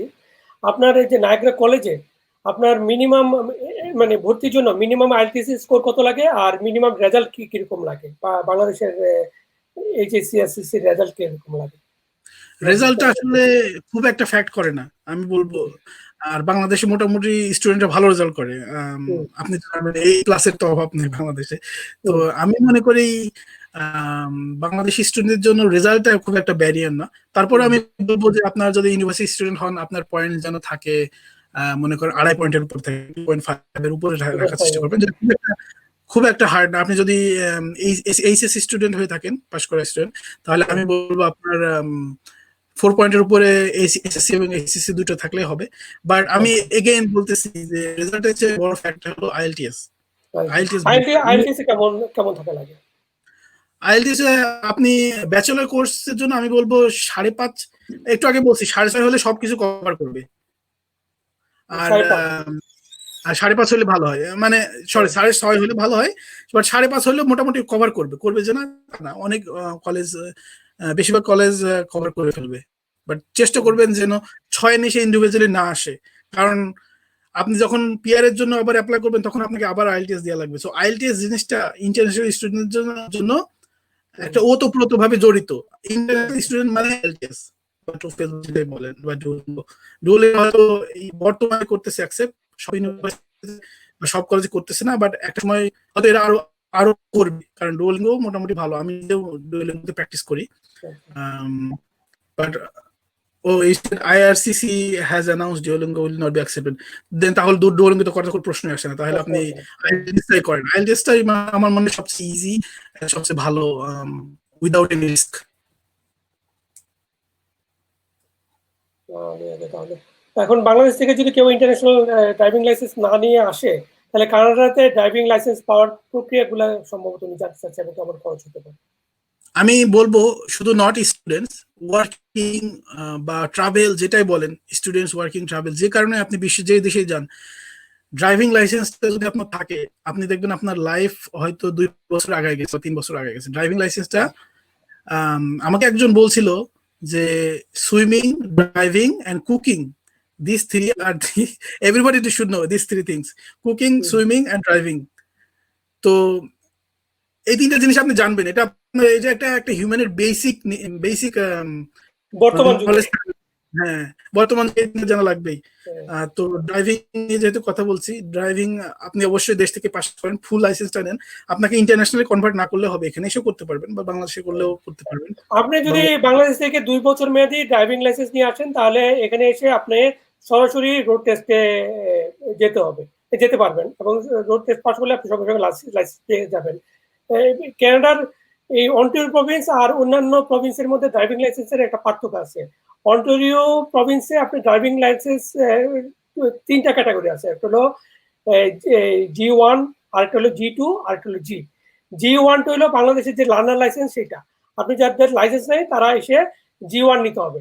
G1 একটা ছোটখাটো একটা এক্সাম দিতে হয়, বিভিন্ন সাইন ল্যাঙ্গুয়েজ, মানে সাইন আর কি, বিভিন্ন রোড সাইন গুলা সম্পর্কে আপনার আইডিয়া আছে থেকে না, এগুলোর উপর একটা পরীক্ষা নেয়। পরীক্ষাটা পাস করলে আপনাকে একটা লাইসেন্স দিবে, সেটা হলো G1। হ্যাঁ, সেটা দিয়ে আপনি 1 বছর প্র্যাকটিস করতে পারবেন। এই 1 বছর প্র্যাকটিস করার পরে আপনি আবার ড্রাইভিং লাইসেন্সের জন্য আসবেন, তখন আপনি যদি পাস করেন তাহলে আপনি পাবেন G2। এই G2 দিয়ে আপনি গাড়ি চালাতে পারবেন, তবে কিছু লিমিটেশন আছে, যেমন আপনি রাত 9টার পরে আপনি ড্রাইভিং করা অ্যালাউড না, আর আপনি হাইওয়েতে ড্রাইভিং করা আপনার জন্য অ্যালাউড থাকবে না। তারপরে ওই G2 দিয়ে আপনি 1 বছর ড্রাইভিং করার পরে আপনি আবার নর্মাল যেটা G, সেই ড্রাইভিং লাইসেন্সের জন্য অ্যাপ্লাই করতে পারবেন। তখন আপনি একবার ফুললি ড্রাইভার হয়ে গেলেন যদি পাস করেন। এটা হলো অন্টারিও। কিন্তু আবার অন্যান্য প্রভিন্সের আবার এরকম না, ওদেরটা আরো ফ্লেক্সিবল। ওদেরটা হয়তো ডাইরেক্ট আপনি দুইটা লাভ, আপনার প্রথম হলো এই নর্মাল যে লার্নার লাইসেন্স, ওইটা দিয়ে আপনি 1 বছর ড্রাইভিং করার পরে ডাইরেক্ট আপনি জেনারেল ড্রাইভিং লাইসেন্স পেয়ে যাবেন যদি পাস করেন। আপনার যদি বাংলাদেশি লাইসেন্সটা যদি কনভার্ট করে থাকে ইন্টারন্যাশনাল লাইসেন্সে, তাহলে আপনি এখানে এসে ওই ওয়েটিং পিরিয়ডটা ওরা আর কি, আমার নিজের ক্ষেত্রে যেটা হয়েছে, আমি বাংলাদেশ থেকে লাইসেন্স নিয়ে আসছিলাম, আমার ইউকে লাইসেন্স ছিল, তো বাংলাদেশিটা ওরা গ্র্যান্ট করছিল, যেহেতু ইউকেতে আমার ওই যে মানে মিডল ফুল লাইসেন্স ছিল না, হাফ লাইসেন্স ছিল। তো আমাকে ওয়েট করা লাগে না, আপনি থিওরিটিক্যাল পাস করার সাথে আমি যে কোনো সময় G2 দিতে পারতাম, বাট G2 পাওয়ার পরে 1 বছর ওয়েট করা লাগবে ফুল লাইসেন্স পাইতে হলে। এটা হলো ম্যান্ডেটরি, এটা সবাইকে করা লাগে। আর আরেকটা জিনিস বলছিলাম, আপনার যত বেশি ইয়ার্স এক্সপিরিয়েন্স হয় ততই ভালো driving A. Are the main benefit of G1 আপনি পাস করলে আপনার প্রথম কোন আইডি কার্ড হলো কানাডার প্রথমে আইডি কার্ড। হ্যাঁ, সেটাই বিরাট অ্যাসেট। আপনি এই যে একটা আইডি কার্ড, আপনাকে তখন আর পাসপোর্ট নিয়ে ঘুরতে হবে না। আপনি কোথাও গেলেন, আইডি কার্ড চাইলে, যাদের আপনার ড্রাইভিং লাইসেন্স থাকে না তারা করে কি, আইডি কার্ড চাইলে হয়তো ইউনিভার্সিটি বা কলেজের আইডি দেখায় অথবা পাসপোর্ট দেখায়। এটা একটা ঝামেলার ব্যাপার। হ্যাঁ, অনেক সময় পাসপোর্ট নিয়ে আপনাকে ঘুরতে হয় এই বিভিন্ন জায়গায়। তখন করতে হবে কি, পাসপোর্টটা লাগবে না, পাসপোর্টটা ঘরের মধ্যে সেভ করে জায়গায় রেখে দিলেন। আর আপনার যে ওই যে G1 যে ড্রাইভিং লাইসেন্স, এইটা নিয়ে আপনি কিন্তু পুরো কানাডাতে যখন ইচ্ছা, যেখানে আপনার আইডি দেখানো দরকার সেখানে এটা দেখালে চলবে। আর আরেকটা জিনিস অ্যাড করি, পাস করা খুবই সহজ। অ্যাপস আছে অনেক, আপনার যদি গুগল স্টোর থেকে, প্লে স্টোর থেকে থাকে, অথবা আপনার যদি আইফোন থেকে থাকে, আপনি অ্যাপটা ডাউনলোড করে প্র্যাকটিস করেন। আমি 7 দিন প্র্যাকটিস করছিলাম অ্যাপস দিয়ে, 7 দিন পরে পাস করে দিয়েছিলাম। খুবই সহজ। আপনি ইভেন মনে করেন যখন আপনি প্লেনে উঠলেন, কানাডার উদ্দেশ্যে তখন থেকে প্র্যাকটিস করতে এখানে আসতে আসতে হয়তো আপনি শিখে গেছেন। দেখা যায় পরে 1 সপ্তাহের মধ্যে বুক করে আপনি আইডি কার্ড পেয়ে গেলেন। তো উনি এটা খরচটা জানতে চেয়েছে, আমি খরচটা এই মুহূর্তে বলতে পারবো না, আপনি অনলাইনে সার্চ দিলে পাবেন। আই তবে think it's around $80 or something, খুবই চিপ, মানে খুব একটা হ্যাঁ, কত ঝামেলা না। বললেন? আমি ভুলে গেছি, অনেক আগে দিয়েছি তো। তো 60 থেকে $80 মধ্যেই। $80 বাট এর আপনি মধ্যে। কম্বাইন করেন, ওখানে কম্বাইনের অপশন আছে, G1 G2 G অল যদি কম্বাইন করে একসাথে, না সরি, ফুল জিটা আলাদা পেমেন্ট করতে হয়, G1 এন্ড G2 কম্বাইন করা যায়। কম্বাইনে I think $170 something like that. But আমার এখন মনে পড়ছে না, এটা আপনি ওই যে ডিভিএল এর ওয়েবসাইটে গেলে আপনি পাইবেন।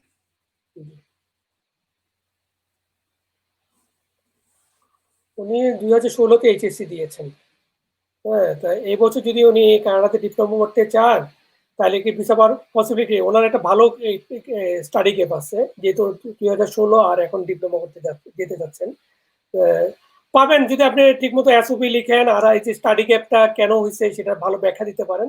ভালো ব্যাখ্যা দিতে পারেন যে আপনি বলতে পারেন যে আপনি আইএলটিএস এর জন্য স্কোর করছেন, স্কোর করার জন্য লেখাপড়া করছেন, বা আপনি এর মধ্যে যদি কোনো পার্ট টাইম জব করে থাকেন বা কোনো জব করে থাকেন, সেই জবগুলোর উল্লেখ করবেন যে আপনি কি করছেন।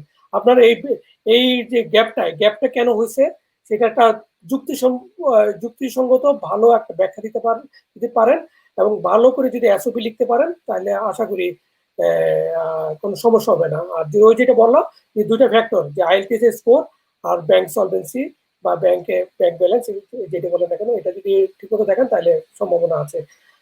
সাইবুর ভাই, আপনার যদি কোনো কিছু বলা থাকে। না, আমি আপনার সাথে একমত। আপনাকে শুধু এটা প্রমাণ করতে হবে যে ওই সময়টাতে কি করছেন।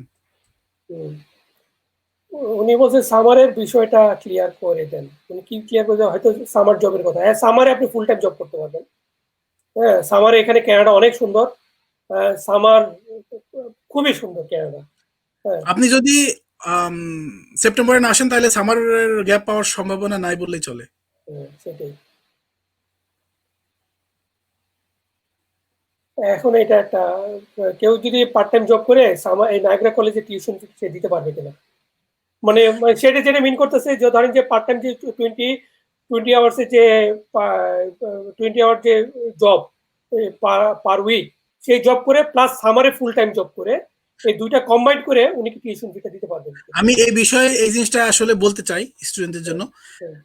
খুব একটা ইম্পর্টেন্ট, আপনার একটু এই জিনিসটা মাথায় রাখেন, খুব একটা ইম্পর্টেন্ট প্রশ্ন করছেন। এই জিনিসটা যেটা আমি যেটা আমার নিজের অভিজ্ঞতা থেকে বলবো, আপনি চেষ্টা করবেন দেশ থেকে কমপক্ষে 2টা সেমিস্টার শুধু 2টা সেমিস্টারের খরচ আর 1টা সেমিস্টারে থাকা খাওয়ার খরচটা নিয়ে আসার চেষ্টা করবেন, ঠিক আছে? এইটা আনলে আর আপনার মনে হয় আর বাকি 2টার আনা লাগবে না, কারণ আমার নিজের আনা লাগে না। কেন আনা লাগে না আমি বলছি। আপনি এই যে 2টা নিয়ে আসছেন, 2টা টাকা নিয়ে আসছেন, মানে মনে করেন আপনি যে বলতেছেন $14,000। যে একটা সেমিস্টারের পুরোটা, আরেকটা সেমিস্টারের থাকা খাওয়ার খরচ, এই দুইটা নিয়ে আসলে। না, আমি বলছি একটা সেমিস্টারে থাকা খাওয়া plus academic cost, and second semester শুধু একাডেমিক কস্ট। একাডেমিক কস্ট, আচ্ছা। হ্যাঁ, মনে করেন আপনার টিউশন ফি হলো 2 সেমিস্টারে 14,000, প্লাস থাকা খাওয়া আপনি আর হয়তো 2,000 বা 3,000 টাকা নিয়ে আসতে, না 3,000 না, আর হয়তো 5,000 টাকা নিয়ে আসলেন, 14 প্লাস 5, টোটাল আপনি $20,000 আনলে আপনার এনাফ। এবার আপনি এসে জব পাওয়ার চেষ্টা করবেন as soon as possible. Part time করবেন, ক্যাশ করার দরকার নেই। পার্ট টাইম করেই সবকিছু করা যায়। আমি যে করছি, আপনি সবকিছু সির আন্ডারে করবেন, ট্যাক্স দিয়ে করবেন। সুবিধাটা কিভাবে করবেন, আপনি যেহেতু 2 সেমিস্টার আপনার 2 সেমিস্টার পড়াশোনা খরচ আপনি নিয়ে আসছেন, 1 সেমিস্টারে আপনি থাকা খাওয়ার খরচ নিয়ে আসেন, এবার আপনি জব শুরু করলেন, দিয়ে আপনি 2টা সেমিস্টারে থাকা খাওয়ার খরচ আপনি সেভিং করা শুরু করছেন, রাইট? এবার আপনি এসেই কি করবেন, আপনি এসে আপনার সিন নাম্বারটা নিয়ে নেবেন, যেহেতু আপনার জব করতে আপনার সিন নাম্বার লাগবে। এবার আমি নিজে কি করছি, এটা আমার মনে হয় না কোনো অবৈধ জিনিস। আমার মনে হয় এটা আমি যা করছি ঠিক করছি, কারণ আমি অবৈধভাবে কিছু করি না। আমি এসে 5টা ব্যাংক অ্যাকাউন্ট স্টুডেন্ট অ্যাকাউন্ট খুলছি, সিন নাম্বার খুলেই 5টা ব্যাংকে স্টুডেন্ট অ্যাকাউন্ট করার সাথে সাথে ওরা আমাকে 1 সপ্তাহের মধ্যে বাসায় $1,000 ক্রেডিট কার্ড পাঠায় দেয়। তো 5টা ক্রেডিট কার্ড পাইলে কি হয়, 5,000 টাকা হয়ে গেল, রাইট? এই 5,000 টাকা আপনার বিপদের বন্ধু লাস্ট সেমিস্টারের জন্য। মনে করেন আপনি কোনোভাবে খরচ তুলতে পারছেন না, এই 5,000 টাকা আপনি খরচ করবেন না, ক্রেডিট কার্ড রেখে দেবেন, বা আপনার পড়াশোনা শেষ হয়ে গেলে আপনি চেষ্টা করবেন যে বাকি 4 বন্ধ করে দেওয়ার, একটা রেখে দিলেন, কারণ তখন আপনি 5 টাকা দিয়ে কি এটা করবেন। একটা ভালো বুদ্ধি যে এটা স্টুডেন্টরা চিন্তা করতে পারে যে এসে যে ভাই যেটা করলেন যে এরকম 5-6টা অ্যাকাউন্ট খুললে ওরা তখন প্রতিটা মানে সঙ্গে সঙ্গে আপনি যদি একটু দেরি করেন তাহলে কিন্তু এটা হবে না। দেরি হলে কিন্তু যে ক্রেডিট কার্ড পাওয়া যাবে না। আপনি যদি সঙ্গে সঙ্গে এসে ব্যাংক অ্যাকাউন্ট গুলো খোলেন তাহলে আপনার ওরা আপনাকে নিউ ইমিগ্রেন্ট হিসাবে বা নিউ স্টুডেন্ট হিসাবে আপনাকে একটা ছোট লিমিটের একটা ক্রেডিট কার্ড $1000 ক্রেডিট কার্ড দেয় স্টুডেন্ট। যখন এরকম 5টা ক্রেডিট কার্ড হলো এগুলো আপনি রেখে দিলেন কোনো কারণে বাই চান্স যদি এই যে এখন যেমন প্যান্ডেমিক এরকম যদি কোনো একটা সমস্যা হয় যে আপনি টিউশন ফি ম্যানেজ করতে পারতেছেন না তখন এইটা বন্ধু হিসেবে আপনি ইউজ করতে পারবেন। এটা একটা ভালো বুদ্ধি। সবচেয়ে বেস্ট হলো এইটা আপনি প্ল্যান করবেন লাস্ট সেমিস্টারের জন্য, কারণ লাস্ট সেমিস্টার শেষ করে আপনি ফুল টাইম জব শুরু করছেন, ফুল টাইম জব করে আপনি আবার ক্রেডিট কার্ড গুলোকে কুইক পেমেন্ট করে দিলেন, তাহলে আপনার ইন্টারেস্ট খুব বেশি আসলো না। হ্যাঁ সেটাই। এখানে আপনি যদি স্কলারশিপ পেয়েছেন ভাইয়া আপনার এটা সম্পর্কে আমাদের ধারণা। আমি আমার মার্ক সরি এন্ট্রান্স স্কলারশিপ সব ইউনিভার্সিটি কলেজই দেওয়ার চেষ্টা করে, আমিও পাইছিলাম। এন্ট্রান্স স্কলারশিপ $1000 মতো দেয়। এটা আপনাকে এসেই বলতে হবে, যদি আপনি না পেয়ে থাকেন এসেই প্লেন থেকে নেমে প্রথম দিন গিয়ে কলেজে গিয়ে বলতে হবে আমার এন্ট্রান্স স্কলারশিপ লাগবে। বাট সবচেয়ে ভালো হয় আপনি যখন অ্যাপ্লাই করতেছেন আপনি যদি নিজে অ্যাপ্লাই করেন ওইটাতে অবশ্যই ক্লিক করবেন, আর যদি নিজে অ্যাপ্লাই করে না থাকেন ওদের দেখবেন যে স্কলারশিপ একটা অপশন আছে, ওখানে এনরোল করতে হয়। আর যদি আপনার এজেন্ট আপনার জন্য অ্যাপ্লাই করে থাকে এজেন্টকে অবশ্যই বলবেন আমার জন্য এন্ট্রান্স স্কলারশিপ অ্যাপ্লাই করা। অনেক সময় এজেন্টরা করে না, ভুল করে, ঠিক আছে, মনে থাকে না। এটা আপনি মেক শিওর করবেন কলেজে ইমেল করে বা ফোন করে এন্ট্রান্স স্কলারশিপ জন্য আপনার লাগবেই, তাহলে ওরা এটা আপনি সব স্টুডেন্টকে দেয়, কিন্তু আপনি যদি না চান তাহলে দিবে না, চাইলে দিবে। তো এন্ট্রান্স স্কলারশিপ দিবেন, আর আপনার মার্ক যদি প্রত্যেক সেমিস্টারে 80% এর বেশি থাকে তাহলে প্রত্যেক সেমিস্টারে আপনি $1000 করে ডিসকাউন্ট পাবেন। তো চেষ্টা করবেন, ওই জন্য ভালো করে পড়াশোনা করার অনেক দরকার আছে। যদি আপনি 80% উপরে মার্ক থেকে থাকে আপনি প্রত্যেক সেমিস্টারে, ফার্স্ট সেমিস্টারে যেহেতু আপনি 1000 পাইছেন এটা ছিল এন্ট্রান্স স্কলারশিপ, সেকেন্ড সেমিস্টারে আপনি পাইবেন ফার্স্ট সেমিস্টারের রেজাল্ট দেখে, আবার থার্ড সেমিস্টারে পাইবেন সেকেন্ড সেমিস্টার রেজাল্ট দেখে, ফোর্থ সেমিস্টারে পাইবেন থার্ড সেমিস্টার রেজাল্ট দেখে, এইভাবে আপনি প্রত্যেক বছরে 1000 করে ডিসকাউন্ট পাবেন। আচ্ছা, আর আপনি কি জানেন কিভাবে উবার ইটস এর স্টার্ট করতে হয়? তবে আমি যতটুকু জানি যে আপনি অনলাইনে ওদের ওয়েবসাইটে গিয়েও আপনি এনরোল করতে পারেন, ওরা আপনার কাছে যে স্টাডি পারমিট এগুলো ডকুমেন্ট গুলো চাবে, অথবা তাদের যে অফিসে গিয়েও আপনি এনরোল করতে পারেন। এটা খুবই ইজি, আপনি শুধু অ্যাপটা ডাউনলোড করবেন আর অ্যাপে আপনার বলবে কোন কোন ডকুমেন্ট আপলোড করা লাগবে, করে দিলে হয়ে গেল, একদিনে করা যায়। আপনার ডকুমেন্টস আপনি যেখানে লিগালি কাজ করার অনুমতি আছে সেই ডকুমেন্টস গুলোই আপনাকে আপলোড করতে হবে, ওরা ভেরিফাই করার পর আপনাকে এনেবল করে দেবে। এটা একদিনে ওপেন করা যায়, একদিনেই, মানে আমি তো যেদিন করছিলাম একদিনে শুরু করে দিয়েছিলাম, মানে ওই দিনেই চিন্তা আপনি করছিলেন নাকি? আমি করছি। আচ্ছা আচ্ছা, তাহলে আপনার একটা আইডিয়া আছে, তাহলে আপনি কিভাবে করছেন? মানে ওই অনলাইনে করলেই হয়, অফিসে যাওয়া লাগে না, তাই না? জি, আবার এখানে বাইসাইকেল দিয়েও করা যায়, কারো যদি মনে করেন। মানে আপনি এনরোলটা করছেন কিভাবে সেটা একটু বলেন, মানে কিভাবে আপনি করছেন, কি কি ডকুমেন্ট দিছিলেন? আমার কার ইন্স্যুরেন্স, যেহেতু আমি গাড়ি দিয়ে করবো, যারা বাইসাইকেল দিয়ে করবে তাদের ওটা লাগবে না, যারা গাড়ি দিয়ে করবে বা মোটর বাইক দিয়ে করবে, মোটর বাইক অবশ্যই সামার টাইমে, not winter time, winter time হলে রিস্ক আছে অনেক বেশি। তো আমি গাড়ি দিয়ে করছিলাম, আমার গাড়ির ইন্স্যুরেন্স লাগছিল, তারপরে আমার আমার পিআর কার্ড, মানে আমার প্রুফ অফ স্ট্যাটাসটা লাগছিল, এই তো 3-4টা জিনিস লাগছিল, বেশি বেশি জিনিস লাগে না, ওগুলো জাস্ট ফটো তুলে আপনি আপলোড করে দিলেই ওরা 1 ঘন্টা পরে আপনাকে কল দেয়, দিয়ে আপনার অ্যাকাউন্ট অ্যাক্টিভ করে দেয়। ও আর যদি উবার করেন তাহলে আপনার গাড়িটাকে মেইনটেনেন্স করা লাগে, যেটা বলে ওই ক্যানাডিয়ান টাইপে। হ্যাঁ, উনি উবার ইটস চাইছে, উবার ইটস অত বেশি কিছু লাগে না, খুবই ইজি। হোটেল ম্যানেজমেন্ট এবং ট্যুরিজমের প্রসপেক্ট কিরকম ক্যানাডাতে? কানাডা যেহেতু আপনার টুরিস্টের জন্য একটা, মানে কি বলবো, খুবই ফেভারিট একটা প্লেস। হ্যাঁ, এখানে প্রচুর টুরিস্ট আছে, হিউজ ইনকাম ফ্রম টুরিস্ট। তো এখানে আমি বলবো হোটেল ম্যানেজমেন্ট, ট্যুরিজম, কালিনারি, তারপর হোটেল, এই হোটেল রিলেটেড বা আপনার সার্ভিস রিলেটেড জবগুলো এখানে খুবই ডিমান্ডেবল। আমি অবশ্যই বলবো এইগুলো ভালো সাবজেক্ট আর ব্যাপক ডিমান্ড। এখানে বলছে যে 3 সেমিস্টার 16 মান্থস 3 ওয়ার্ক পারমিট। হ্যাঁ, যেহেতু আপনি ওই যে কথা প্রসঙ্গে বলছিলেন যে আপনি 16 মাসে আপনার কোর্স কমপ্লিট করে ফেলছিলেন, 3টা সেমিস্টারে। আপনি কি 3 ইয়ার্স ওয়ার্ক পারমিট পেয়েছিলেন কিনা? হ্যাঁ, এটা জি, কি আমি সম্ভব? এখানে প্রত্যেকটা সেমিস্টার 4 মাসের হয়। আর 2 বছরের প্রত্যেক বছরে 2টা সেমিস্টার থাকে। আমার কোর্স ছিল 2 বছরের ডিপ্লোমা। সো আমার 4টা সেমিস্টার ছিল। 4টা সেমিস্টারকে প্রতি সেমিস্টার যদি 4 মাস করে হয় 4 গুণ 4 16 মাস, রাইট? 16 মাসে আপনার কোর্সটা শেষ হবে। যদিও এটা লেখা থাকে 2 বছরের কোর্স। এটা 2 বছরেরই কোর্স। 2টা সামার ব্রেক দিলে আপনার ওই 24 মাসই লাগে শেষ করতে। তো আমি যেহেতু উইন্টার আসছিলাম, আমার সুযোগ ছিল না সামার ব্রেক নেওয়ার। আমাকে একসাথে শেষ করতে হবে। আর যদি আমি ব্রেক যদি আপনার কোনো প্রয়োজন থাকে, মানে ইমার্জেন্সি প্রয়োজন, ওরা দিবে। কিন্তু তখন কি হয়, অনেক কোর্স অনেক সেমিস্টারে অ্যাভেলেবল থাকে না, তখন আপনার হয়তো আরো বেশি 3 বছর লেগে যাচ্ছে পড়াশোনা শেষ করতে। তো আমি মনে হয় কলেজে যেভাবে বলে ওইভাবে গেলেই ভালো হয়, যদি আপনার ফাইন্যান্সিয়াল অ্যাবিলিটি থাকে। আর যদি ফাইন্যান্সিয়াল অ্যাবিলিটি না থাকে, তাহলে অবশ্যই আপনি অ্যাডভাইজারের সাথে বসে আপনি প্রথমেই প্ল্যান করবেন, প্রথম সপ্তাহে প্ল্যান করে ফেলবেন। বেশি দেরি করলে তখন কিন্তু আপনি অনেক কোর্স পাবেন না, অনেক সেমিস্টার মিস হয়ে যাবে। তো এই ক্ষেত্রে ইন্টারন্যাশনাল অ্যাডভাইজার যারা থাকে আপনার আপনার ইনস্টিটিউট, যে ইনস্টিটিউটে আপনি যাবেন, কলেজে বলেন, অবশ্যই তার সাথে একটা অ্যাপয়েন্টমেন্ট বানায় তার সাথে আপনার ডিটেলস বলুন। তারা দেখবেন খুবই হেল্পফুল, তারা আপনাকে সব রকমের সহযোগিতা করবে, আপনার পুরো ম্যাপটা তৈরি করে দেবে কিভাবে কি করতে হবে।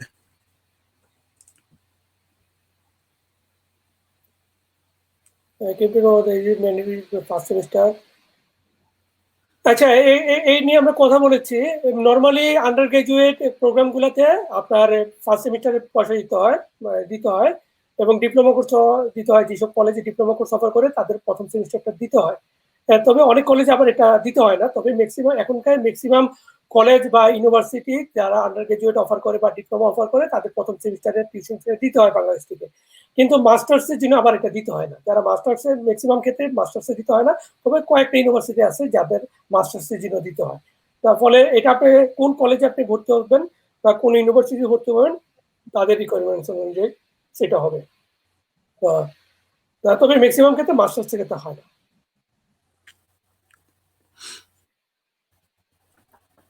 এখানে আঙ্কেল হুইচ সিটি মিউনিসিপাল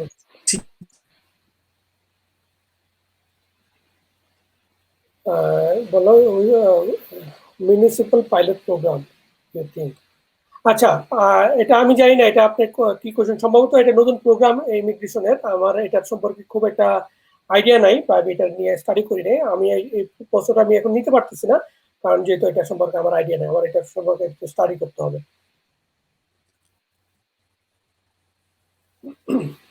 উনি বলছেন যে 1 ইয়ার এমএড করার পর 1 ইয়ার এমএসসি করতে চাই, এটা কি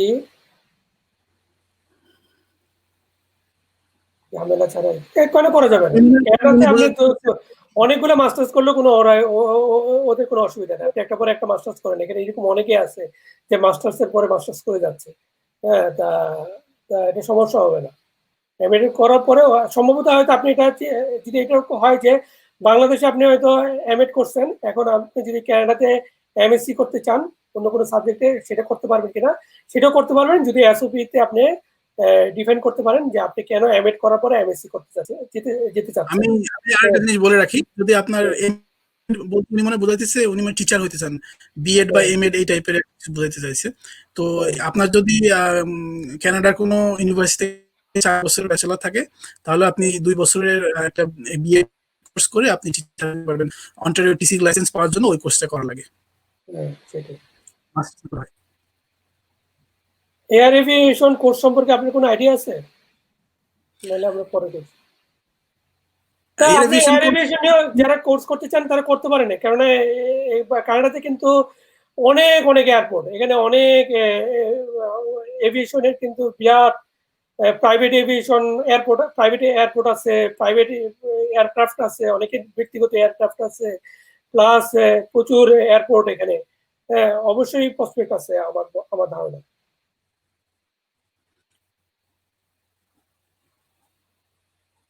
I am marketing graduate. I want to go to Canada. Which course will be better for me to get A, B category job? আচ্ছা, তো আপনি মার্কেটিং এ আসতে পারেন, কি বলেন? উনি পিআর এর জন্য উনি যেটা জানতে চাচ্ছেন যে সেলস এন্ড লেখাপড়া মার্কেটিং শেষে উনি ইজিলি যেন এ বি ক্যাটাগরি জব পেয়ে যায়, যেটা পিআর এর জন্য রিকোয়ারমেন্টস। এখানে সেলস মার্কেটিং ব্যাপক ডিমান্ড, বাট সেলস মার্কেটিং সবাই করতে পারে না। ওইরকম আপনার ক্যারিশম্যাটিক থাকা লাগে ভিতরে একটা। আপনি মার্কেটিং যদি ওইরকম আপনার ক্যারিশম্যাটিক থেকে থাকে, আমি বলবো যে সেলস মার্কেটিং এর ইনকাম কোনো কোনো কলমে লেখা থাকে না, সীমাবদ্ধ না। এদের ইনকাম আপনি বললাম তো 1 মাসে 1 কোটি টাকাও কামাইতে পারেন যদি আপনার ওইরকম ক্যারিশম্যাটিক থেকে থাকে। তো যদি থাকে অবশ্যই বলবো যে সেলস এন্ড মার্কেটিং খুবই ভালো একটা প্রসপেক্টিভ জব। তবে তবে তবে যেটা হয়েছে যে আপনি যদি খুব ডিমান্ডেবল কোনো জব সাবজেক্ট নিয়ে পড়তে চান, তাহলে আইটি নিয়ে পড়তে পারেন। আইটির কিন্তু খুব ভালো ডিমান্ড। লেখাপড়া শেষে শেষেই আপনি জব পেয়ে যাবেন, খুব ভালো স্যালারি যেহেতু জব পেয়ে তিনি যাবেন। অলরেডি একজন মার্কেটিং গ্রাজুয়েট, তবে আমি মার্কেটিং গ্রাজুয়েট, এখন আপনি যদি অফার লেটার পান আর ভালোভাবে এসওপি লিখতে পারেন যে আপনি কেন আইটিতে পড়তে চাচ্ছেন, তাহলে আপনি আসতে পারবেন। আবার এরকমও হয়, অনেকে হয় কি জানেন, নিজের সাবজেক্ট নিয়ে এখানে আসে, এসে আপনার সাবজেক্ট চেঞ্জ করে ফেলান। হয়তো আপনি মার্কেটিং নিয়ে এখানে ডিপ্লোমা বা মাস্টার্স করতে আসলেন, এসে আপনি এখানে আইটিতে ঢুকে গেলেন। এটা কিন্তু সম্ভব ক্যানাডাতে, এরকম অনেকে করে রিস্ক ফ্রি অফার লেটার পাওয়ার জন্য বা ভিসা পাওয়ার জন্য।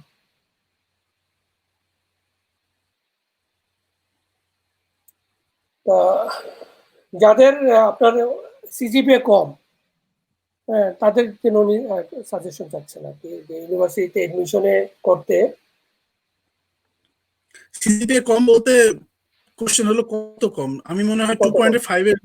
2.5 এর নিচে গেলে আমি মনে হয় আমার মনে হয় যে তারা অ্যাকসেপ্ট করবে না। 2.5 করলে অনেক ইউনিভার্সিটি, আমি আমি আমি আমার নিজের চোখে দেখা এক ফ্রেন্ড যার 2.5 ছিল, তার অ্যাকসেপ্ট হয়েছে, তার ভিসা হয়েছে। তো আপনার যদি 2.5 এর নিচে থেকে থাকে, তাহলে এটা অবশ্যই ওই ইউনিভার্সিটি বা কলেজের সাথে কথা বলে ভেরিফাই করে নেবেন। করে নেন। অনেক সময় হয় কি, কম সিজিপিএ থাকলে আপনি যদি ডাইরেক্ট ইউনিভার্সিটি বা কলেজের সঙ্গে যোগাযোগ করেন, তখন অফার লেটার পেতে একটু কষ্ট হয়। তখন যেটা করবেন যে আপনি চেষ্টা করবেন যে আপনার যে ইউনিভার্সিটি যেখানে আপনি গ্রাজুয়েশন কমপ্লিট করছেন, সেই ইউনিভার্সিটির প্রফেসর বা ডিপার্টমেন্টের হেড দিয়ে চিঠি ইমেল করাইলে অনেক সময় আপনার ওরা অফার লেটার দিয়ে দেয়। তা আপনি সেটা করতে পারেন।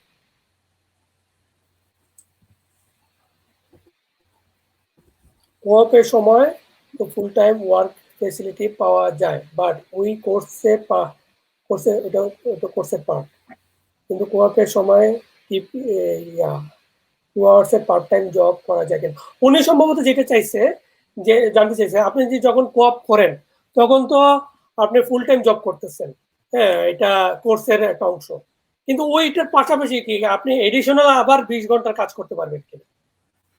আমার মনে হয় পারবেন, বাট আমার আমার মনে হয় একটা ফুল টাইম জব ওই মুহূর্তে এনাফ। আর আপনাকে যখন একটা নতুন জবে যাবেন, কোঅপ আপনি ট্রাই করবেন আপনার বেস্ট ওই কোম্পানিতে ভালো করার, কারণ যেহেতু একটা কথা বলি যে কোঅপে কিন্তু ভালো স্যালারি পাবে না। এরকম কোঅপে যে হ্যাঁ স্যালারিটা পায়, এটা কিন্তু বলতে গেলে অনেকটা ফুল টাইমের কাছাকাছি। আমি এরকমও দেখেছি একবারে ওরা মানে আমার আমার আমার কি বলবো যে আমার বোনের ছেলে, সে কোঅপ করছে, সে যে স্যালারি পাইছে সেটা একবার বলতে গেলে সে আইটিতে লেখাপড়া করছে, সে $40 পার আওয়ার কোঅপের সময় পেয়েছে। তা তবে $40 পার আওয়ার যদি পেয়ে থাকে, তাহলে এটা হিউজ অ্যামাউন্ট। এবং এবং সে 4 মাস ধরে ফুল টাইম জব করছে। 4 মাসের full time job 40 $40 per hour, এটা হিউজ অ্যামাউন্ট তার কিন্তু। এবং কোঅপারেটের সুবিধা হলো যে আপনি যদি ভালো পারফরমেন্স দেখান, তাহলে তারা আপনাকে ফুল টাইমের জন্য অফার দিয়ে দেবে। হ্যাঁ, তা চেষ্টা করবেন যে ভালো পারফরমেন্স দেখাইতে, যেন আপনি ফুল টাইমের অফার পেয়ে যান। তাহলে কিন্তু আপনার কিন্তু লাইফ লাইফ সেট হয়ে গেল। তা সেটাই আর কি, যে কোঅপ করার পরে আপনার এক্সট্রা আরো এডিশনাল 20 ঘন্টা কাজ করা, এটা আসলে দরকার পড়ে না। Right right. তা ভাই অনেক আমাদেরকে সময় দিলেন, প্রায় 2 ঘন্টার কাছাকাছি আমরা চলে আসছি। তা আমি আপনাকে আরো কষ্ট দিব না, আপনি আমাদেরকে অনেক সময় দিচ্ছেন। আপনার নিউবর্ন বেবি, আপনার ওয়াইফ হয়তো একটু অসন্তুষ্ট হতে পারে। এই উইকেন্ডে আপনি আমাদের উইকেন্ডে সময় না দিয়ে, ফ্যামিলিকে সময় না দিয়ে আমাকে তাদেরকে সময় দিতেছেন। না, কোনো সমস্যা নেই। তা আমি তো এখন তো বুঝেন, এখন লকডাউনের সময় বাসাতে সবাই ফ্রি আছে আপাতত। আমাকে জবে যাওয়া লাগতেছে না এখন, জবে থেকে যেহেতু আমি হোটেলে জব করি, হিলটন হোটেলে হিসেবে আছি।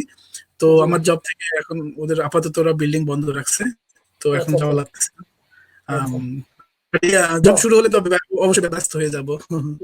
যাই হোক, আপনাকে অনেক ধন্যবাদ আমাদেরকে সময় দিচ্ছেন। আমাদেরকে আপনার ইনফরমেশন গুলো আমাদের স্টুডেন্টদের অনেক কাজে আসবে, যারা কানাডাতে আসতে চায় লেখাপড়া ভিসা নিয়ে। তা ভাই, আপনাকে আবার ধন্যবাদ জানিয়ে আমাদের এই লাইভটাকে এখানে শেষ করতে যাচ্ছি। আগে আমি অ্যাড করতে চাই যে আমাদের আপনার কথা বলি, কাজী হাসান ভাই, আপনারা উনি এই বিষয়ে অনেক রিসার্চ করতেছেন, তো উনি অনেকের সাথে কথা বলতেছেন। তো আমি বলি যে আপনারা যদি কোনো এজেন্টের সহযোগিতা নেন বাংলাদেশে, আমি বলছি না নিয়েন না, চেষ্টা করবেন না নেয়ার। আর যদি নেন তবে অবশ্যই এরকম অনেকে আছে ফ্রিল্যান্সার, কাজী হাসান ভাই বা অনেকে যারা যাদের ইন্টেনশন স্টুডেন্টকে হেল্প করার জন্য, তো আপনার ইনফরমেশন নিয়ে তারপরে আগাবেন। আর আমি নিজের অভিজ্ঞতা থেকে বলছি, 2012 সালে আমি যখন এইচএসসি পাস করছি মাত্র, তখন আমার অনেক, এখন যেরকম আমি বাইরে যাওয়ার সম্পর্কে যেরকম আইডিয়া আছে তখন ছিল না। তো ইনফরমেশনটা আমাদের বড় একটা ব্যারিয়ার আমাদের বাংলাদেশিদের জন্য। তো ইনফরমেশন জেনে তারপরে আগাবেন আপনি। যদি এজেন্টের থ্রুতে যান বা নিজে করেন, আপনি আগে যেই ইনফরমেশন গুলো এজেন্টের কাছ থেকে পেয়েছেন বা এজেন্সির কাছ থেকে পেয়েছেন, এগুলো জেনুইন কিনা, আদৌ তারা সত্য কথা বলতেছেন কিনা, এগুলো ক্রস ভেরিফাই করে নেবেন। প্লাস হলো যে, আর এখনকার যেটা সাইফুর ভাই যে টাইমে আসছেন, তখনকার কিন্তু এত ফেসবুক গ্রুপ, এত ইউটিউব চ্যানেল ছিল না, তখন ইনফরমেশন এত অ্যাভেলেবেল ছিল না বর্তমান যে পরিমাণে আছে। তার ফলে আপনারা সব জিনিস ইনফরমেশন গুলোকে ভালো করে ক্রস ভেরিফাই করে নেবেন। আর এখন অনলাইনে অ্যাপ্লাই করা যায়, ইজিলি করা যায়। বরং আমার জানা মতে যখন এজেন্সি থ্রুতে করে, অনেক সময় এজেন্সি ভুল করে, কিন্তু অনেক পেপার সাবমিট করতে গিয়ে তারা হয়তো ফিল আপ করতে ঠিক মতো করে নাই। এজেন্সির কারণে কিন্তু অনেক রিফিউজাল হয়, ওদের ভুল ইনফরমেশন প্রোভাইডের কারণে বা ভুলভাবে ফর্ম ফিল আপের কারণে হয়। আমি নিজের চোখে দেখছি হয়, একজনের ইউএসএ ভিসা হয়ে বাতিল হয়ে গেছিল। মানে এটা আমি জাস্ট 2 মিনিট অ্যাড করতেছি। আমার এক ফ্রেন্ড ইউএসএ ভিসা হয়ে গেছে, সে বের হয়েছে বাংলাদেশ এম্বাসি থেকে, ইউএস এম্বাসি থেকে। তার সাথে একজন এজেন্সির লোক গেছিল, ওইটা তার কাছ থেকে বুঝেন তো পাসপোর্ট কালেক্ট করার জন্য টাকাটা নিতে হবে। তো ওকে পেছন থেকে একজন ডাকে বলছিল, আচ্ছা আপনি কি ওর সাথে? তো স্টুডেন্ট বলছিল হ্যাঁ ও আমার সাথে, আর সেই লোকটা বলছিল না আমি ওর সাথে না। দুইজনে দুই রকম ইনফরমেশন হওয়ার কারণে তাকে দুইজনকে ভিতরে রাখছিল, জিজ্ঞাসাবাদ করার কারণে। ওই দিনই ভিসা হওয়ার পরে আবার পাসপোর্টে তাদের ক্রস করে দেয়। তো খুবই কেয়ারফুল, এজেন্টের হেল্প নিলে খুবই কেয়ারফুল থাকবেন। তা ভিউয়ার্স, এতক্ষণ আপনারা যারা আমাদের এই চ্যানেলের এই ভিডিওটা দেখলেন, এই লাইভটা দেখলেন, তাদেরকে অসংখ্য ধন্যবাদ। আর বাংলাদেশে এই মুহূর্তে কোভিড-19 এর যে দুর্যোগ, এই সময় আপনারা নিজেদেরকে টেক কেয়ার করবেন ঠিকমতো এবং সুস্থ থাকবেন, সেই কামনাও করি। আর সামনে ঈদের অগ্রিম শুভেচ্ছাও জানাচ্ছি। আপনারা ভালো থাকেন। আল্লাহ হাফেজ। আসসালামু আলাইকুম। আসসালামু আলাইকুম।